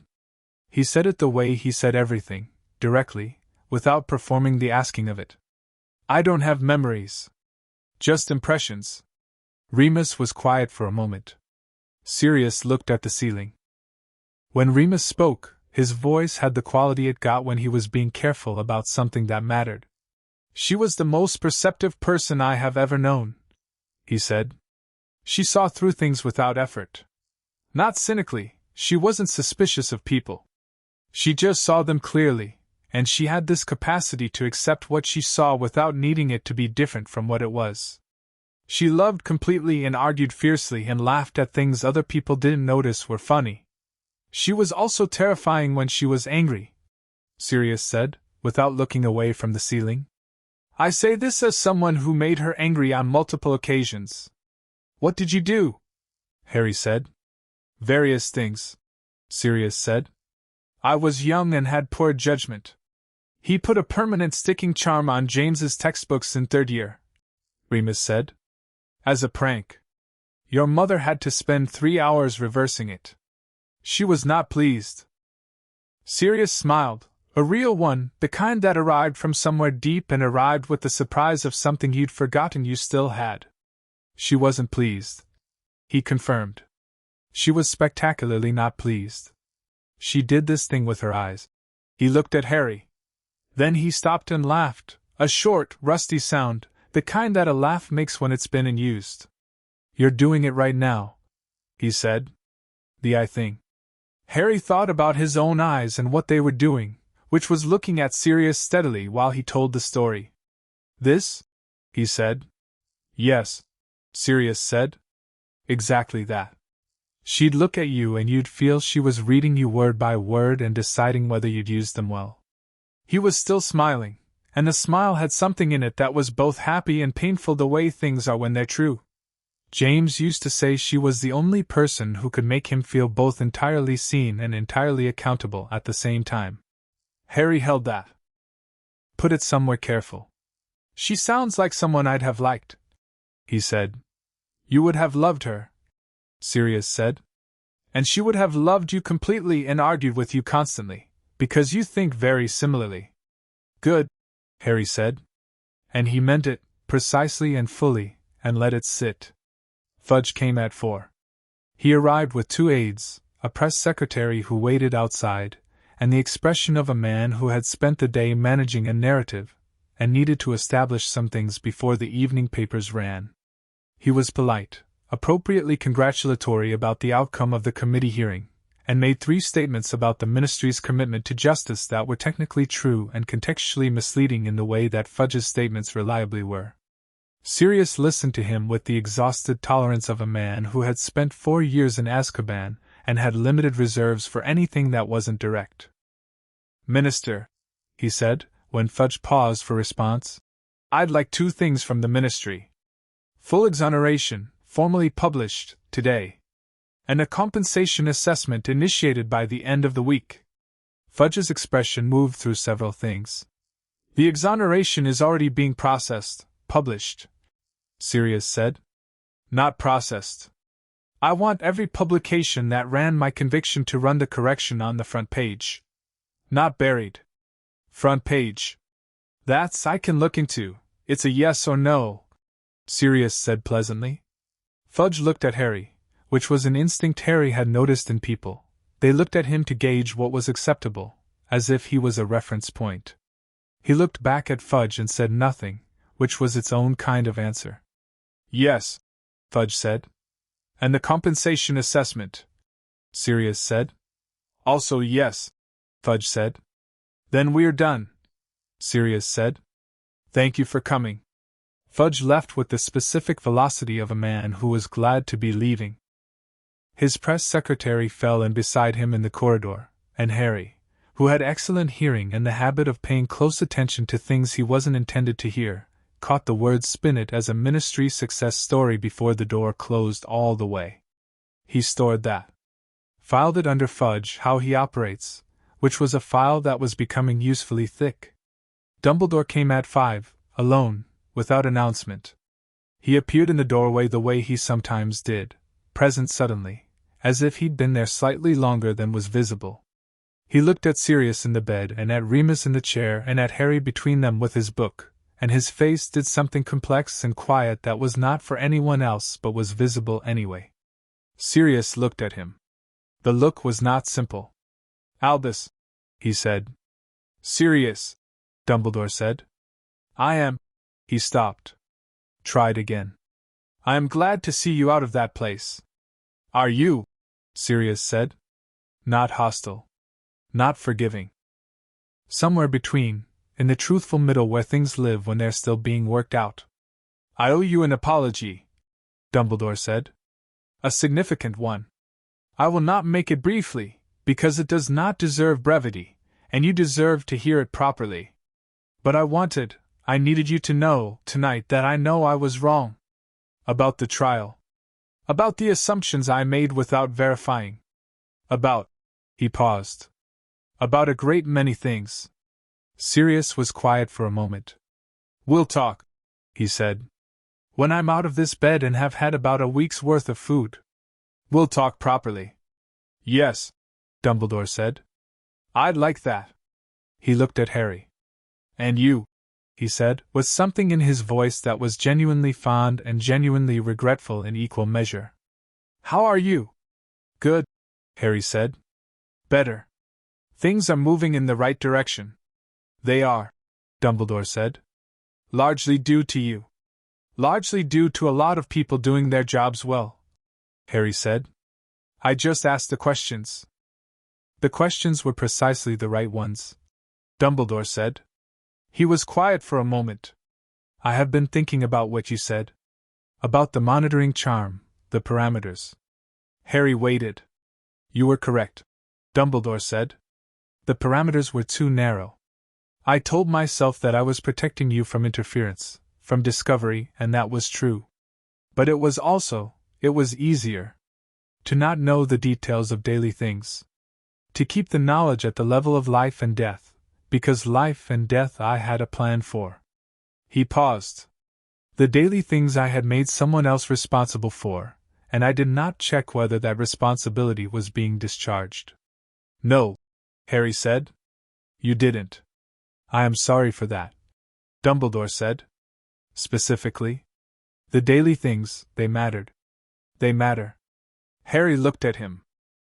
Dumbledore, in the particular light of the late afternoon coming through the observation room window, looked genuinely old in a way that powerful people sometimes manage not to look, not diminished, but carrying, the way very old trees look when you understand how much weather they've survived. "I know you're sorry," Harry said. "I think going forward is more important than being sorry. Can you do that?" "Yes," Dumbledore said. "I believe I can." "Good," Harry said. "I'd like to talk about the prophecy properly at some point. Not now. But at some point. I'd rather know what's coming than be surprised by it." Dumbledore looked at him for a long moment. "When you're ready," he said. "When I'm ready," Harry agreed. Dumbledore said good evening to the room, and left, and Sirius watched the door close and then said, to the ceiling, "You handled that better than I would have." "You've had a difficult day," Harry said. "You get to handle things worse than usual." "That's surprisingly generous." "You're my godfather," Harry said. "I'm trying it out." Sirius turned his head to look at him. "Trying what out?" "Being looked after," Harry said. "In both directions. It seems like it works in both directions." Sirius stared at him for a moment. Then he said very quietly, "Yeah. It does." Remus, in his chair, was looking at the wall, which Harry had learned from Moody was what you did when something had hit somewhere deep and you weren't ready to show it yet. Harry let them both have that. He went back to his book.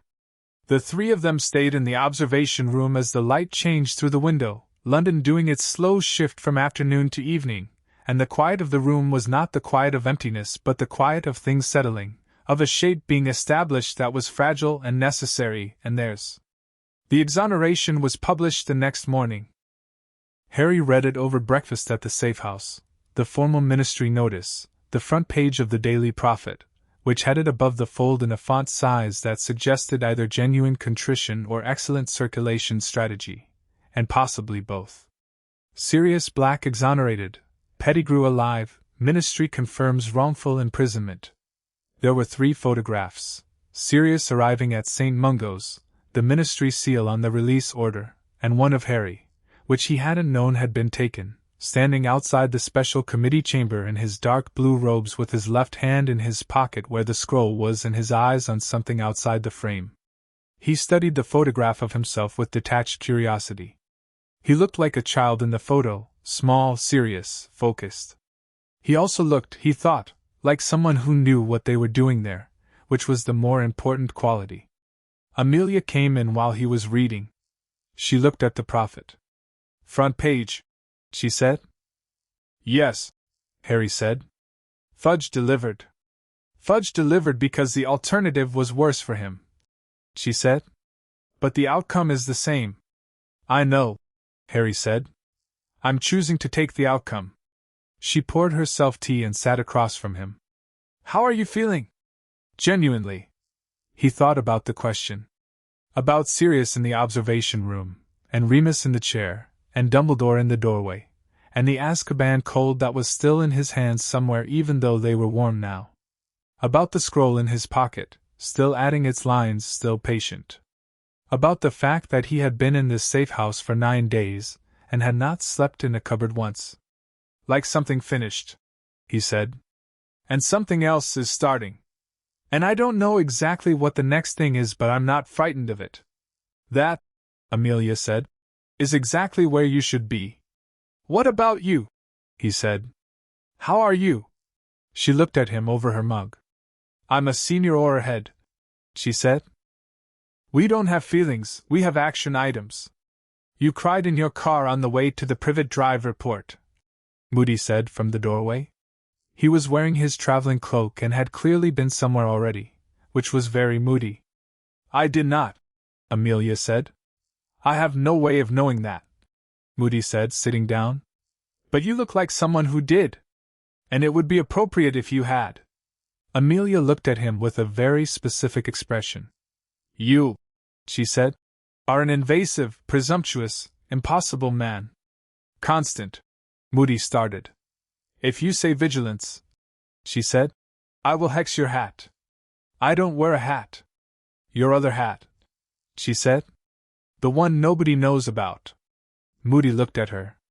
Harry looked at both of them. Something passed between them that was old and specific and none of Harry's business, and he went back to reading the Prophet. He was on his 2nd cup of tea when the owl arrived, a ministry owl, direct department seal, addressed to Harry J. Potter, care of D. Melly's Safe House, Islington. He broke the seal and read it. It was from Bagnall's office. The home assessment for 12 Grimmauld Place was scheduled for Monday. Subject to the assessment outcome, provisional placement with Sirius Orion Black as primary guardian could be confirmed by the following Friday at the latest. He read it twice. Put it down. Looked at the Prophet on the table, at the photograph of himself outside the committee chamber with his hand on the scroll, at the empty space on the table where his list had been sitting since Monday, and which was now almost entirely crossed off. He turned to a fresh piece of parchment. Wrote at the top, "New list." Under it, "Grimmauld Place, what needs fixing?" He paused. Added, "Ask Sirius about the portrait." Added, "Find out if Gerald the spider counts as a pet to bring." Added, at the bottom, in slightly smaller writing, "Learn to be in a house that's actually mine." He looked at the list for a moment. Then he folded it and put it in his left pocket, next to the scroll. "Right," he said to nobody in particular. Outside, London was having an ordinary morning.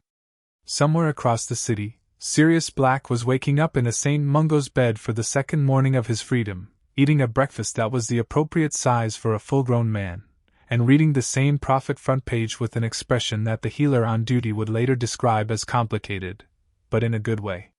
Somewhere in Islington, a 5-year-old with a new list and an old scroll folded his hands on the table and thought about what came next.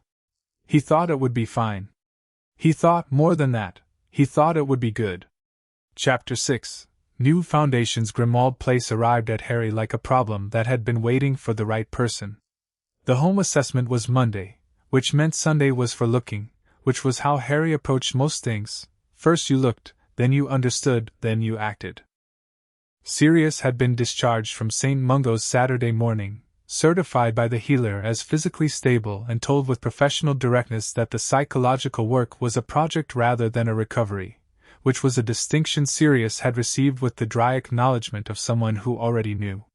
He'd eaten a full lunch at the safe house table, 3 plates, which everyone pretended not to count, and then he and Harry had operated to Grimmauld Place together, which was the first time they'd been anywhere alone, and which had the particular quality of a first time that both of them felt without discussing. The house announced itself as a number between 11 and 13 that you could only see if you already knew it existed, which Harry found philosophically interesting. A house that required knowledge of itself before it was visible. He stood on the pavement and looked at it, and thought about what that meant for a person who had lived in it, always hidden, always requiring a specific kind of knowing before you could even see it was there. "It's been empty for 4 years," Sirius said beside him. He was wearing borrowed robes, Moody's, which were too short and too aggressive looking, but clean, and his hair had been washed and was still doing things that suggested it had opinions about its 4-year neglect. He looked, in the Sunday morning light, like a man who was still surprised to be outside. "Probably longer, honestly. My mother she wasn't someone who kept things bright. We'll see what's there," Harry said. Sirius looked at him sideways. "Most people, when they see the inside, suggest selling it. I'm not most people," Harry said. "And it's yours. Come on." Inside was a particular kind of dark, not the dark of emptiness but the dark of accumulation, of things that had been kept and kept and kept until keeping was indistinguishable from hoarding. The hallway was long and narrow, wallpapered in something that had once been deep green and was now the green that green becomes when it's been indoors for 50 years without light. Mounted heads on the walls, which Harry looked at and filed under things to address, portrait frames thick with grime, a hat stand with something on it that moved when they came in and then stopped when Sirius glared at it. The portrait at the end of the hall was covered with a curtain, heavy velvet, moth-eaten at the bottom hem.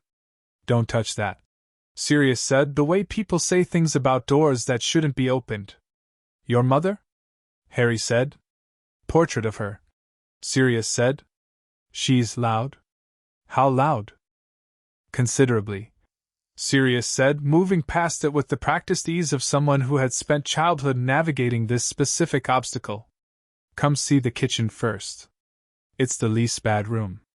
The kitchen was at the bottom of a flight of stairs, below street level, stone-flagged and large, with a range along one wall and a table in the center that could have seated 12 and currently seated nothing but dust.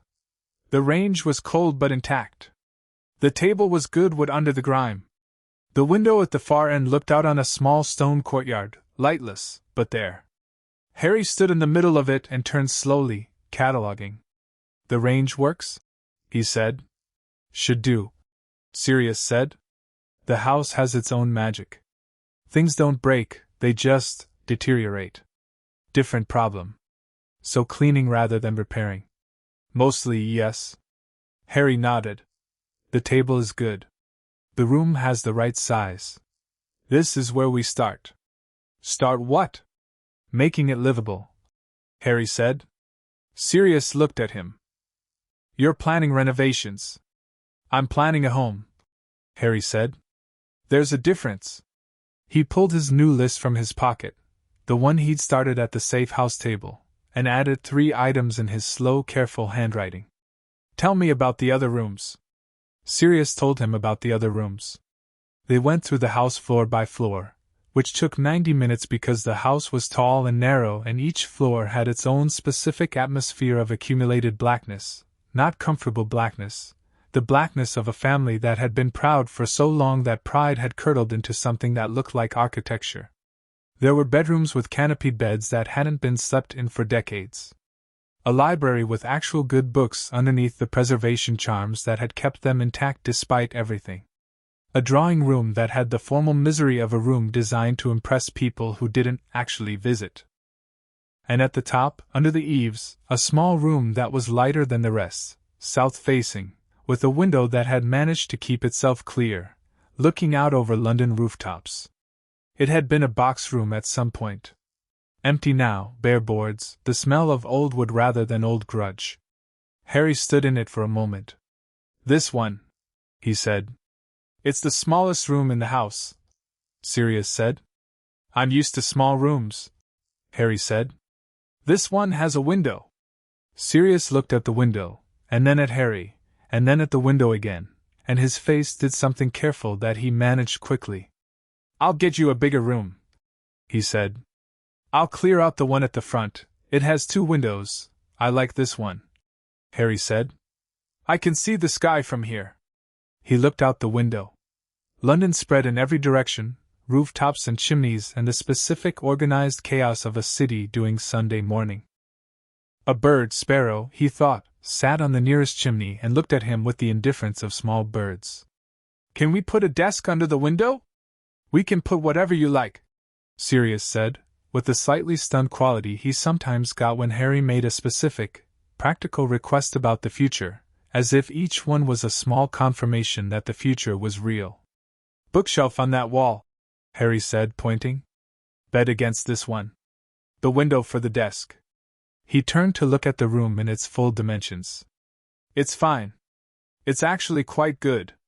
"It's a box room," Sirius said. "It's my box room," Harry said. "That's different."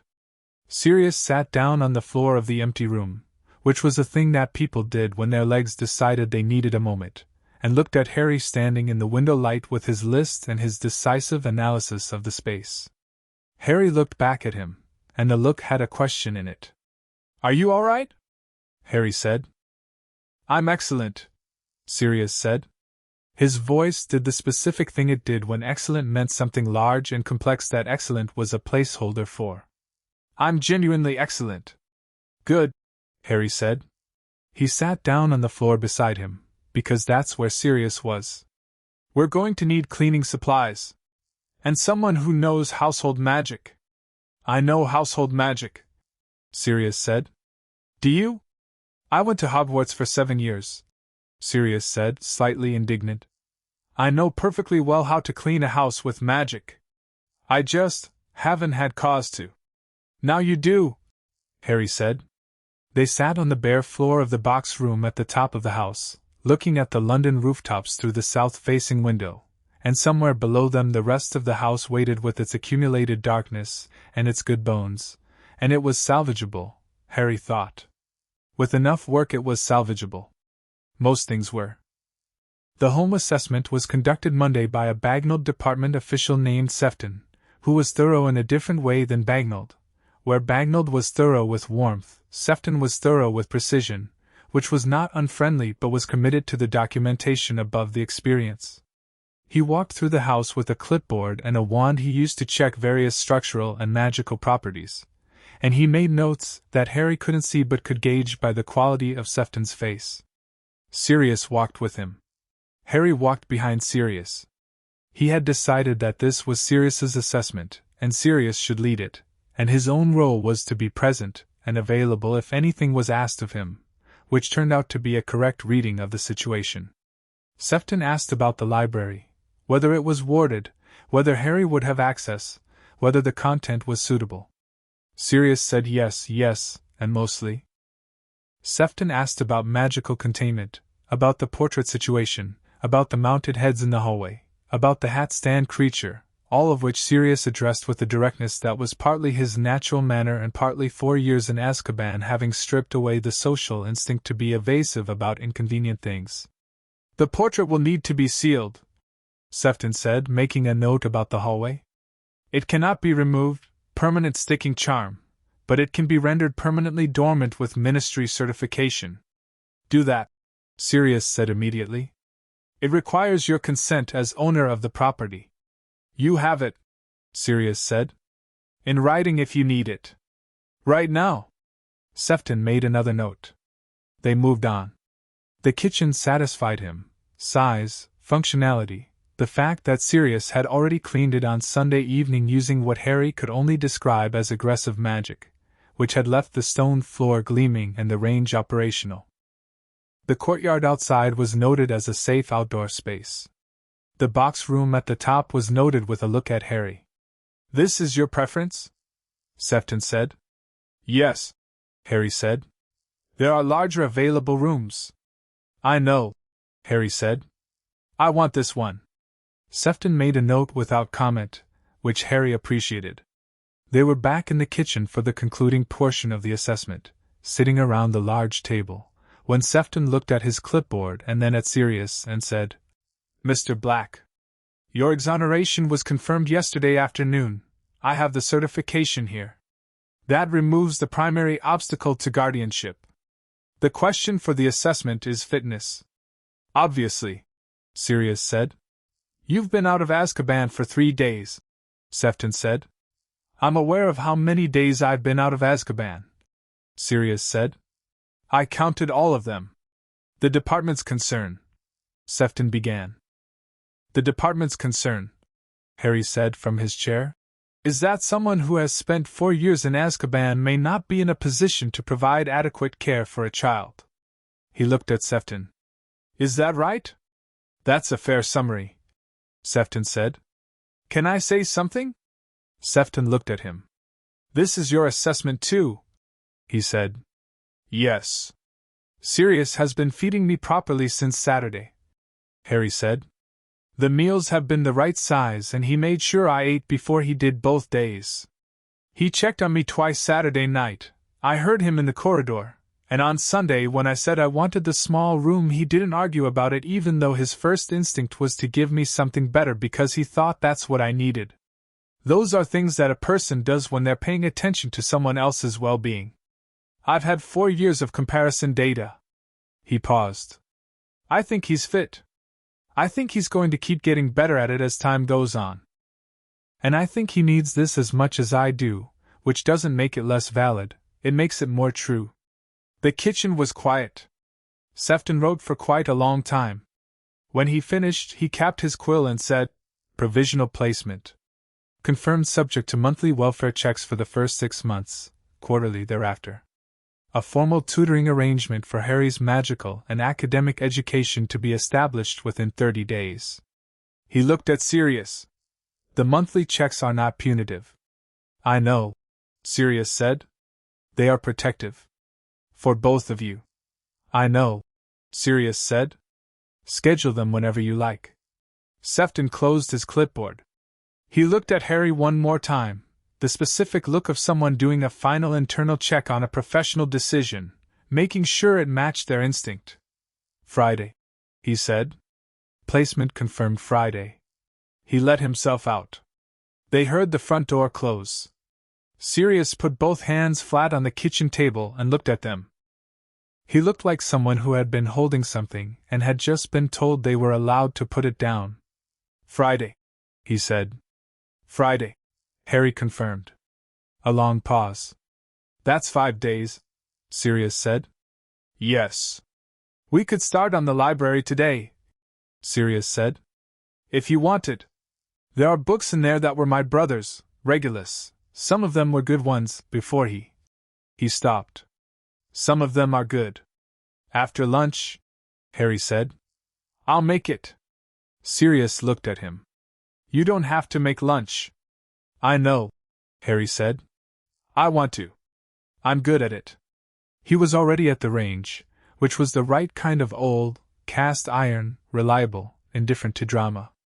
"I've been cooking since I was 3. It's not trauma anymore, it's just a skill." "Are you sure?" "Yes," Harry said. "Sit down. Read something." Sirius sat down. He looked around the kitchen, the clean stone floor, the big table, the window onto the courtyard, with the expression of someone relearning how to be in a space.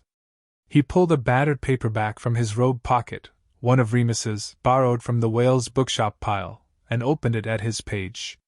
Harry made soup from what was in the kitchen, because there was a good stock of basics.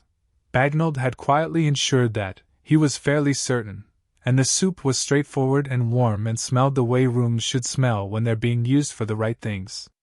When he put the bowl in front of Sirius, Sirius looked at it, and then at Harry, and then at his book, and said, without looking up, "Thank you." "It's soup," Harry said. "I know what it is," Sirius said.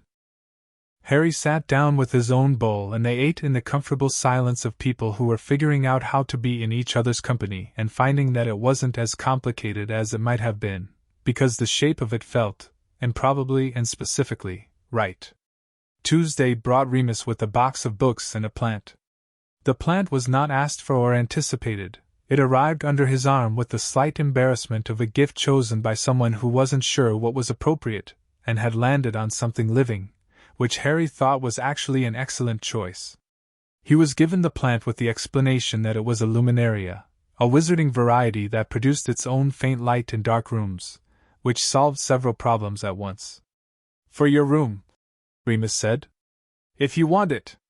"I do," Harry said. He carried it upstairs himself and put it on the windowsill of the box room, which now had a desk under the window. Sirius had transfigured it from a board he'd found in the cellar, which was imperfect but functional, and a bookshelf that was not yet a bookshelf but was a very confident intention in that direction. The plant glowed faintly gold on the sill. Harry looked at it for a moment. The warmth in his chest did the thing it sometimes did, the thing he'd stopped trying to explain and started trying to simply feel.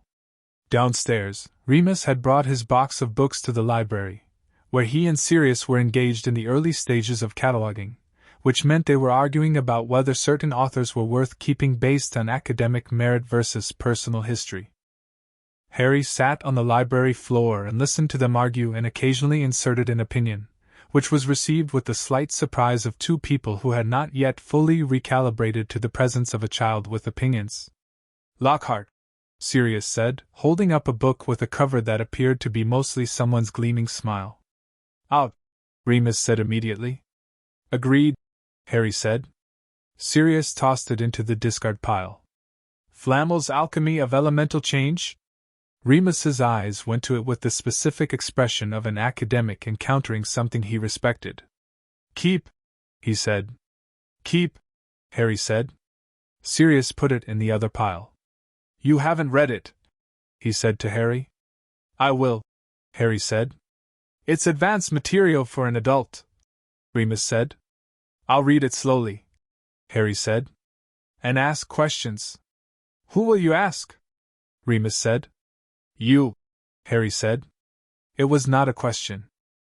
Remus looked at him, and Harry looked back, and the thing that had been building between them since the kitchen on Friday, the particular connection of a teacher who has not taught in years encountering a student who has not been taught, settled into something that had the quality of the inevitable.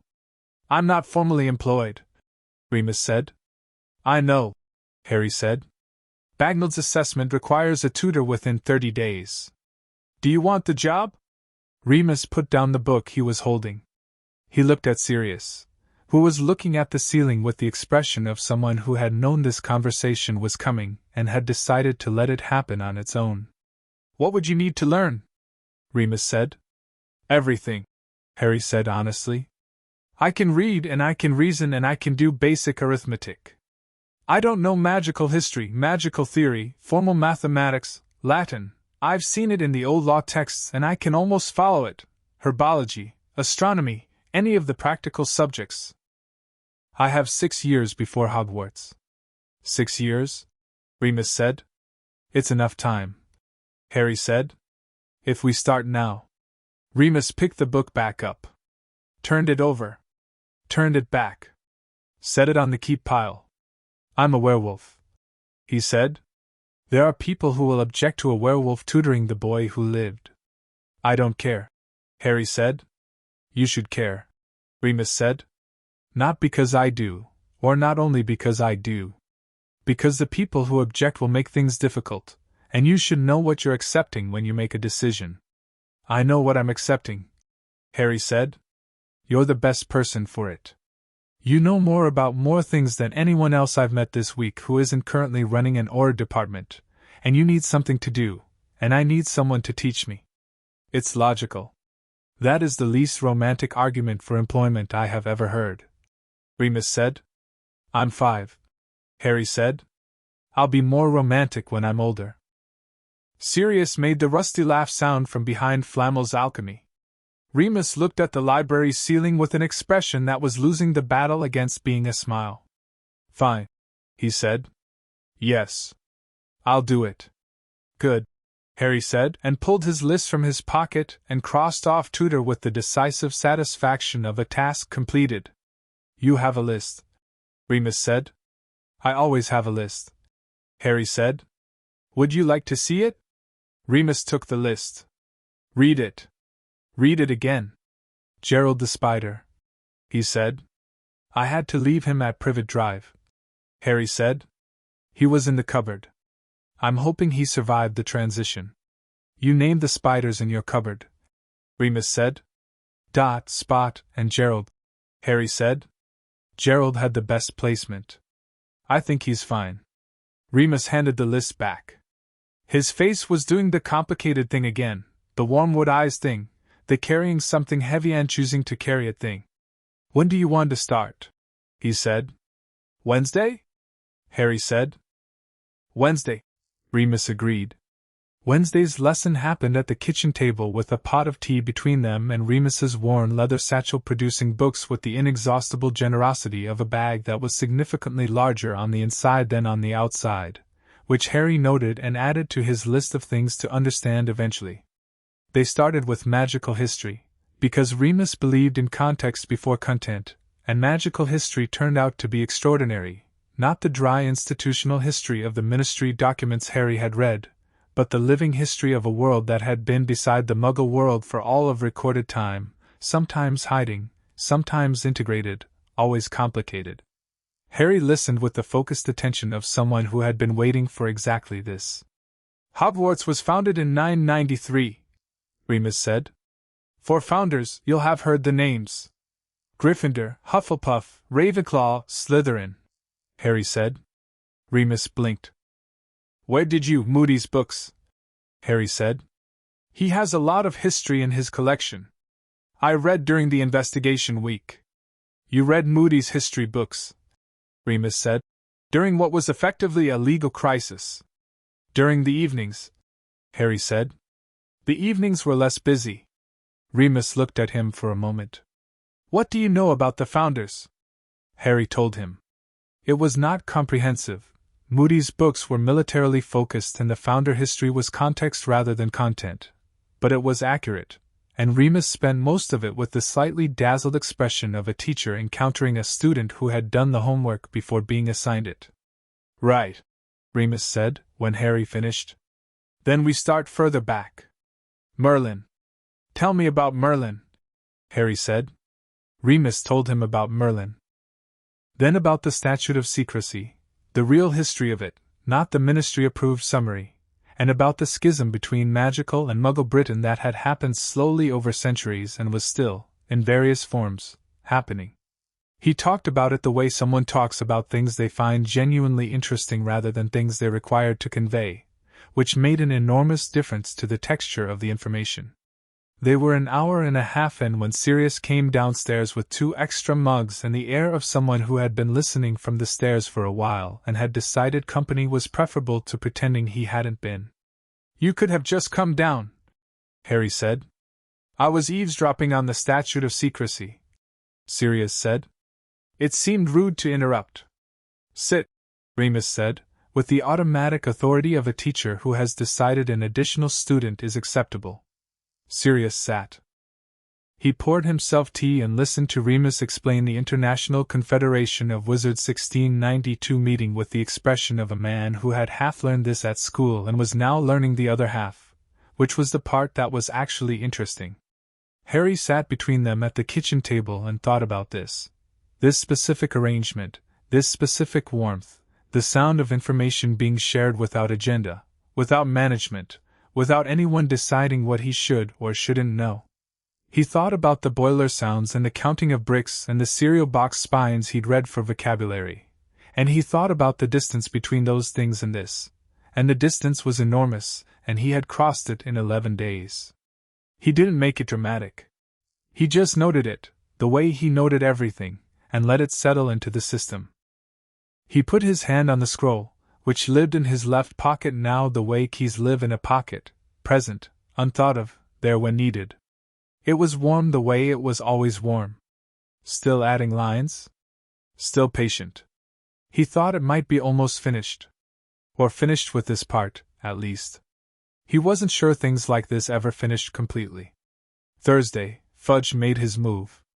Harry had expected it, which meant he'd mentioned it to Amelia on Tuesday, and she had prepared for it, which meant when the owl arrived Thursday morning with a ministry document requesting Harry's voluntary testimony regarding the state of magical child welfare protocols as a public health matter, which was Fudge's way of trying to convert Harry into a ministry asset, a positive story, something Fudge could point at and say, see what we built. Amelia already had a response written. She declined on Harry's behalf and counter-proposed a formal review committee for magical child welfare, with Harry as an advisory voice rather than a subject, that would meet quarterly and produce recommendations with ministry implementation requirements. Fudge's people spent 3 hours negotiating via OWL before accepting, which Amelia reported with the quiet satisfaction of someone who had known they would accept from the beginning but had let them have the 3 hours. He's not going to stop, Harry said. He was eating lunch, he had made lunch again, which was becoming a pattern, the kitchen a thing that belonged to him in the specific way that things belong to you when you make them yours by use. Fudge. He's going to keep trying to manage this. Yes, Amelia said. He will. Is that a problem? It's a dynamic, she said. You manage dynamics differently than problems. Problems you solve. Dynamics you navigate. Show me how to navigate it, Harry said. She looked at him. You're asking for political education. I'm asking you to teach me something you clearly already know, Harry said. Same thing. She looked at her tea for a moment. When you're older, start now, Harry said. Lay the foundations. I have 6 years before Hogwarts and I'm already studying magical history. Latin starts next week. Sirius is teaching me basic wand theory even though I don't have a wand yet. I can add political navigation. Political navigation, she repeated. How institutions work, Harry said. How power moves. Who makes decisions and why and what they're protecting when they make them. I saw enough of it this past 2 weeks to know it matters. He looked at her directly. You're good at it. You've been good at it my entire acquaintance with you, which is 11 days. Teach me. Amelia Bones, Senior Auror Head of Investigations, 23 years in the Department of Magical Law Enforcement, looked at the 5-year-old across her kitchen table and made a decision that she would later describe to Moody as either the best thing I've ever done or a problem for the future government of Britain, possibly both. Start with this, she said, and pulled a sheet of parchment toward her. How decisions actually get made in the ministry versus how they're supposed to get made.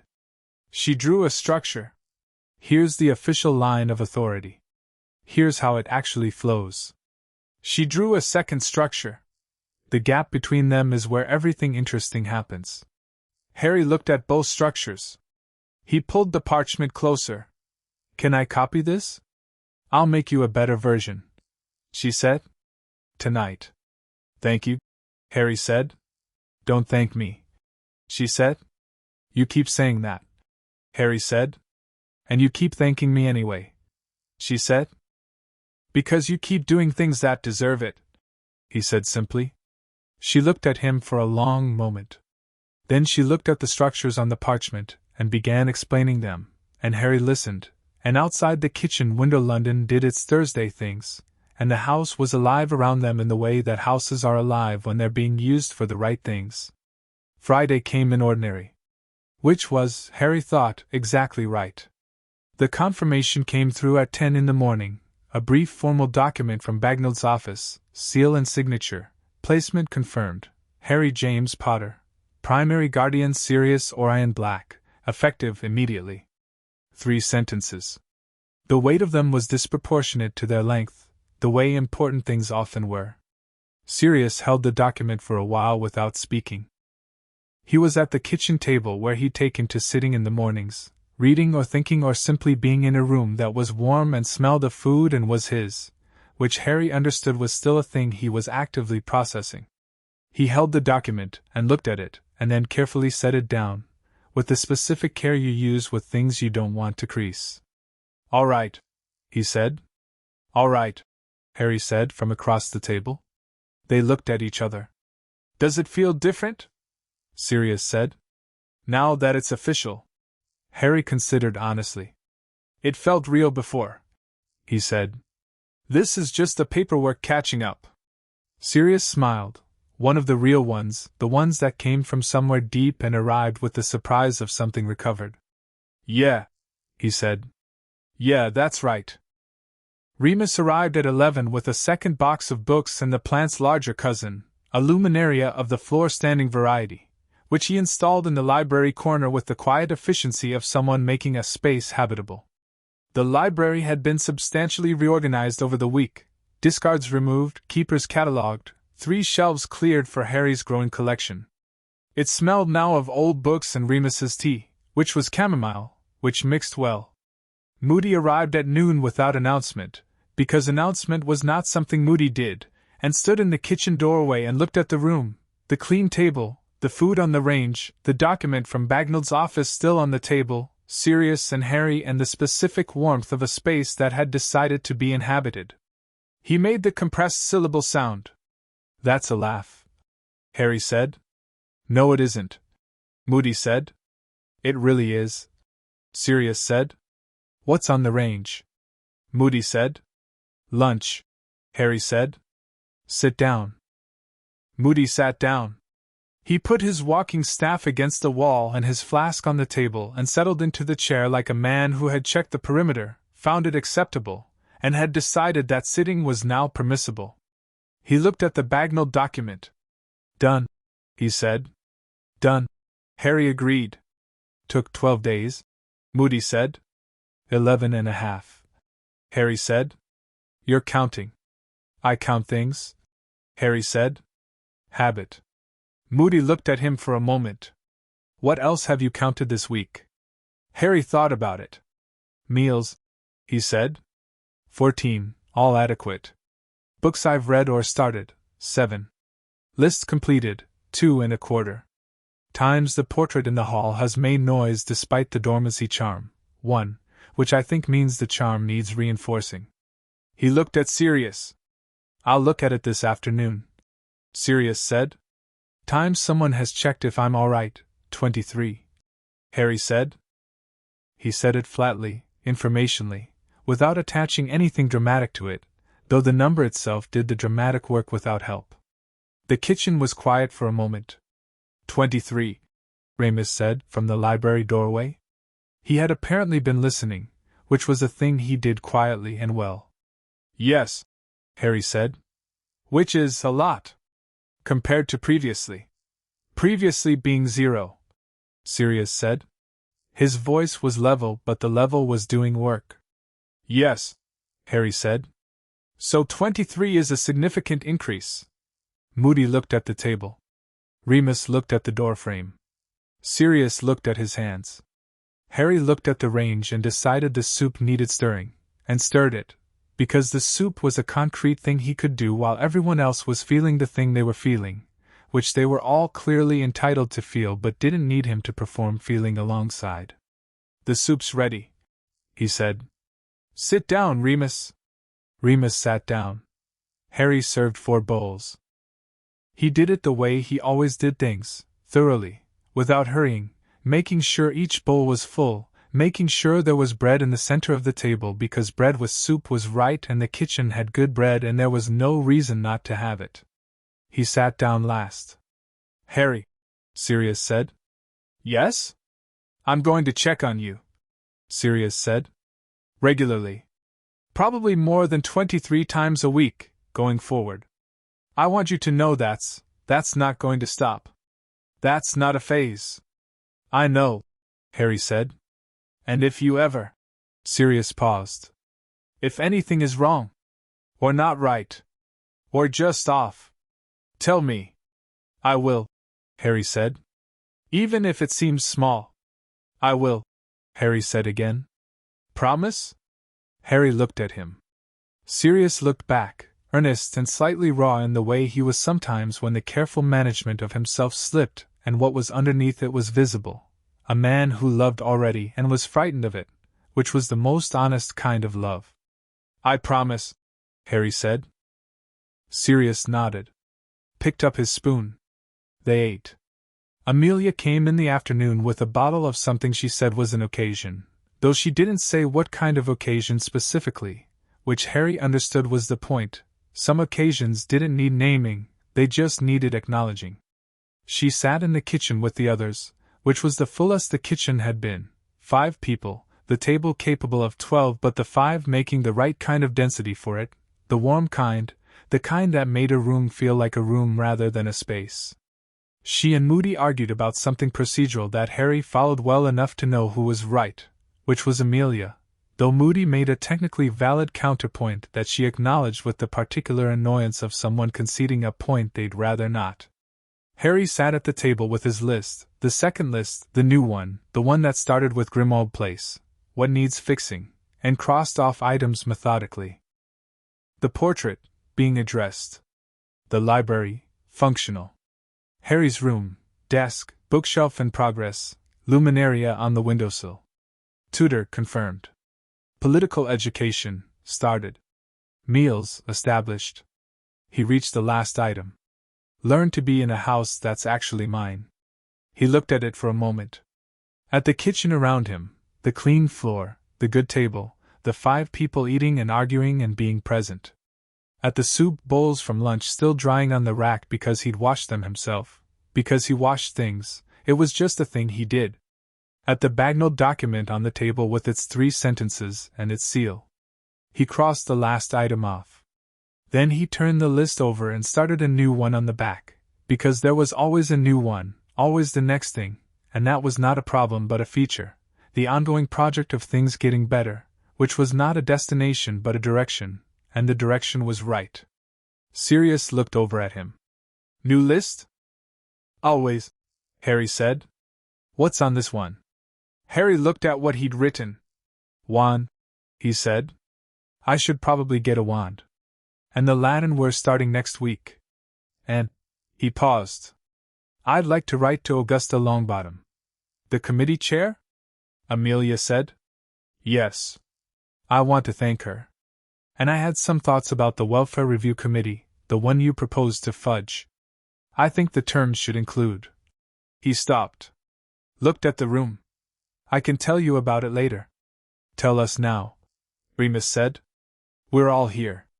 Harry looked at the 5 of them around the table, Amelia with her tea, Moody with his flask, Remus with his chamomile, Sirius with both hands around his bowl the way Harry held his own, and thought about the 4 ravens that had flown 11 days ago from a cupboard on Privet Drive, and how much distance 11 days could cover when the direction was right. He told them about the committee terms. They listened. Amelia asked a question. Moody asked too. Sirius made a suggestion that was impractical but had good instincts behind it, which Remus refined into something workable. Harry wrote it down. Outside, London was having its Friday afternoon. The house around them was warmer than it had been a week ago, literally and otherwise. Sirius had been learning its systems and adjusting them, and the stone that had been cold for years was holding heat now, tentatively, the way things do when they're relearning what warmth is for. Harry was aware of all of it, and not overwhelmed by any of it, which was not the same as not feeling it. He felt it. The food in his stomach at the right quantity, the desk waiting upstairs at the window with the London rooftops, the luminaria glowing gold on the sill, the scroll in his pocket still warm and patient, the 23 checkings on per week which was going to become more, which he had promised to allow, which he had meant to promise. He felt all of it. He let it be there. That evening, after everyone had gone, Amelia to her work, Moody to his perimeters, Remus to the borrowed flat in Islington he was using until something more permanent was arranged, which Harry had privately added to his ongoing list as help Remus find somewhere. Sirius and Harry sat in the kitchen in the last of the daylight with tea and the remainders of the food and the specific quiet of two people who have run out of things that need doing and are learning what to do with that. The scroll was on the table. Harry had taken it out of his pocket and set it there, because it seemed right to have it out, to let it be in the room. It was different from how it had been. The gold at the edges was still present but settled, less urgent, less pushing, more like the warmth of something finished rather than something in progress. He pressed his palm to it and felt it, still recording, still patient, but the intensity of the past 11 days was different now, the quality of an emergency over and an ordinary beginning begun. "Can I ask you something?" Sirius said. "Yes," Harry said. "That night. Your birthday. When you opened the scroll." Sirius looked at it. "Were you frightened?" Harry thought about it honestly, which was the only way he thought about things. "No," he said. "I was ready. I'd been saving a biscuit for 3 weeks. I knew something needed to happen. When the scroll activated and I felt the magic, it was..." He paused, finding the word. "Familiar. Like something that was always mine coming back." "Potter magic," Sirius said. "James used to say it felt like that. Like coming home." "Yes," Harry said. "Exactly." Sirius looked at the scroll for a long moment. "Lily made something," he said, "before she died. I don't know if you'll be able to access it. It's in a Gringotts vault sealed by her magic, but she made a kind of record. For you. In case she..." He stopped.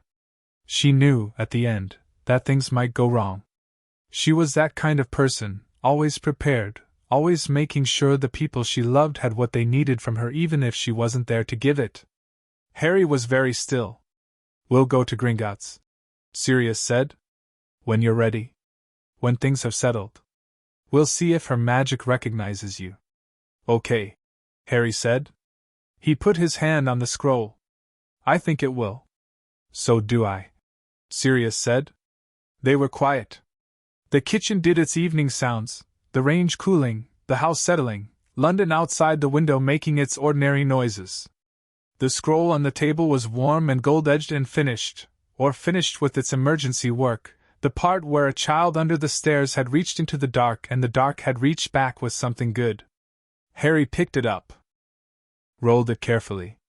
Tied the cord that was the dark red of old blood still. The seal had reformed after he'd first broken it. The stag over the forest of stars, patient and intact. He put it in his pocket. "I think," he said, "I'd like to go and look at my room." "Go on," Sirius said. Harry stood.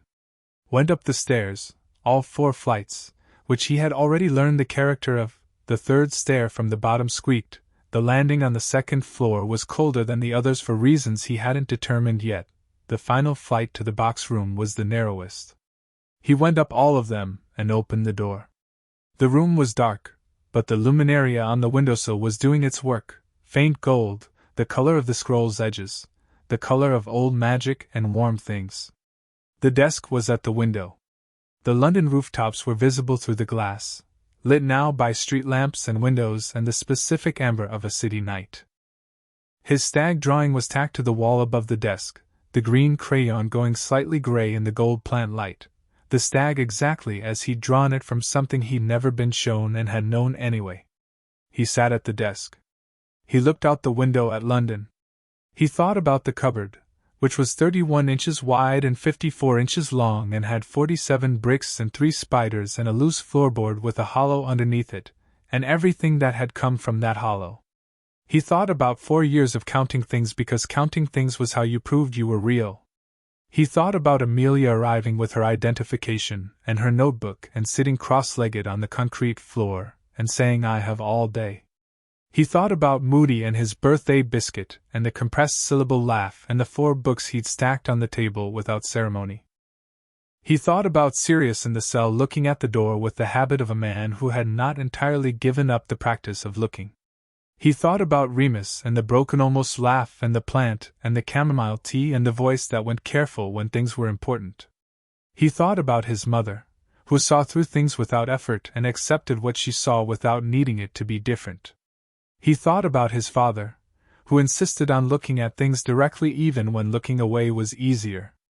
He looked at the London rooftops and the amber light and the single bird that was still, and possibly, given the hour, sitting on the nearest chimney, watching him the way birds do when they're not really watching you but looking in the same direction. He put his list on the desk. Put his hand on the scroll in his pocket.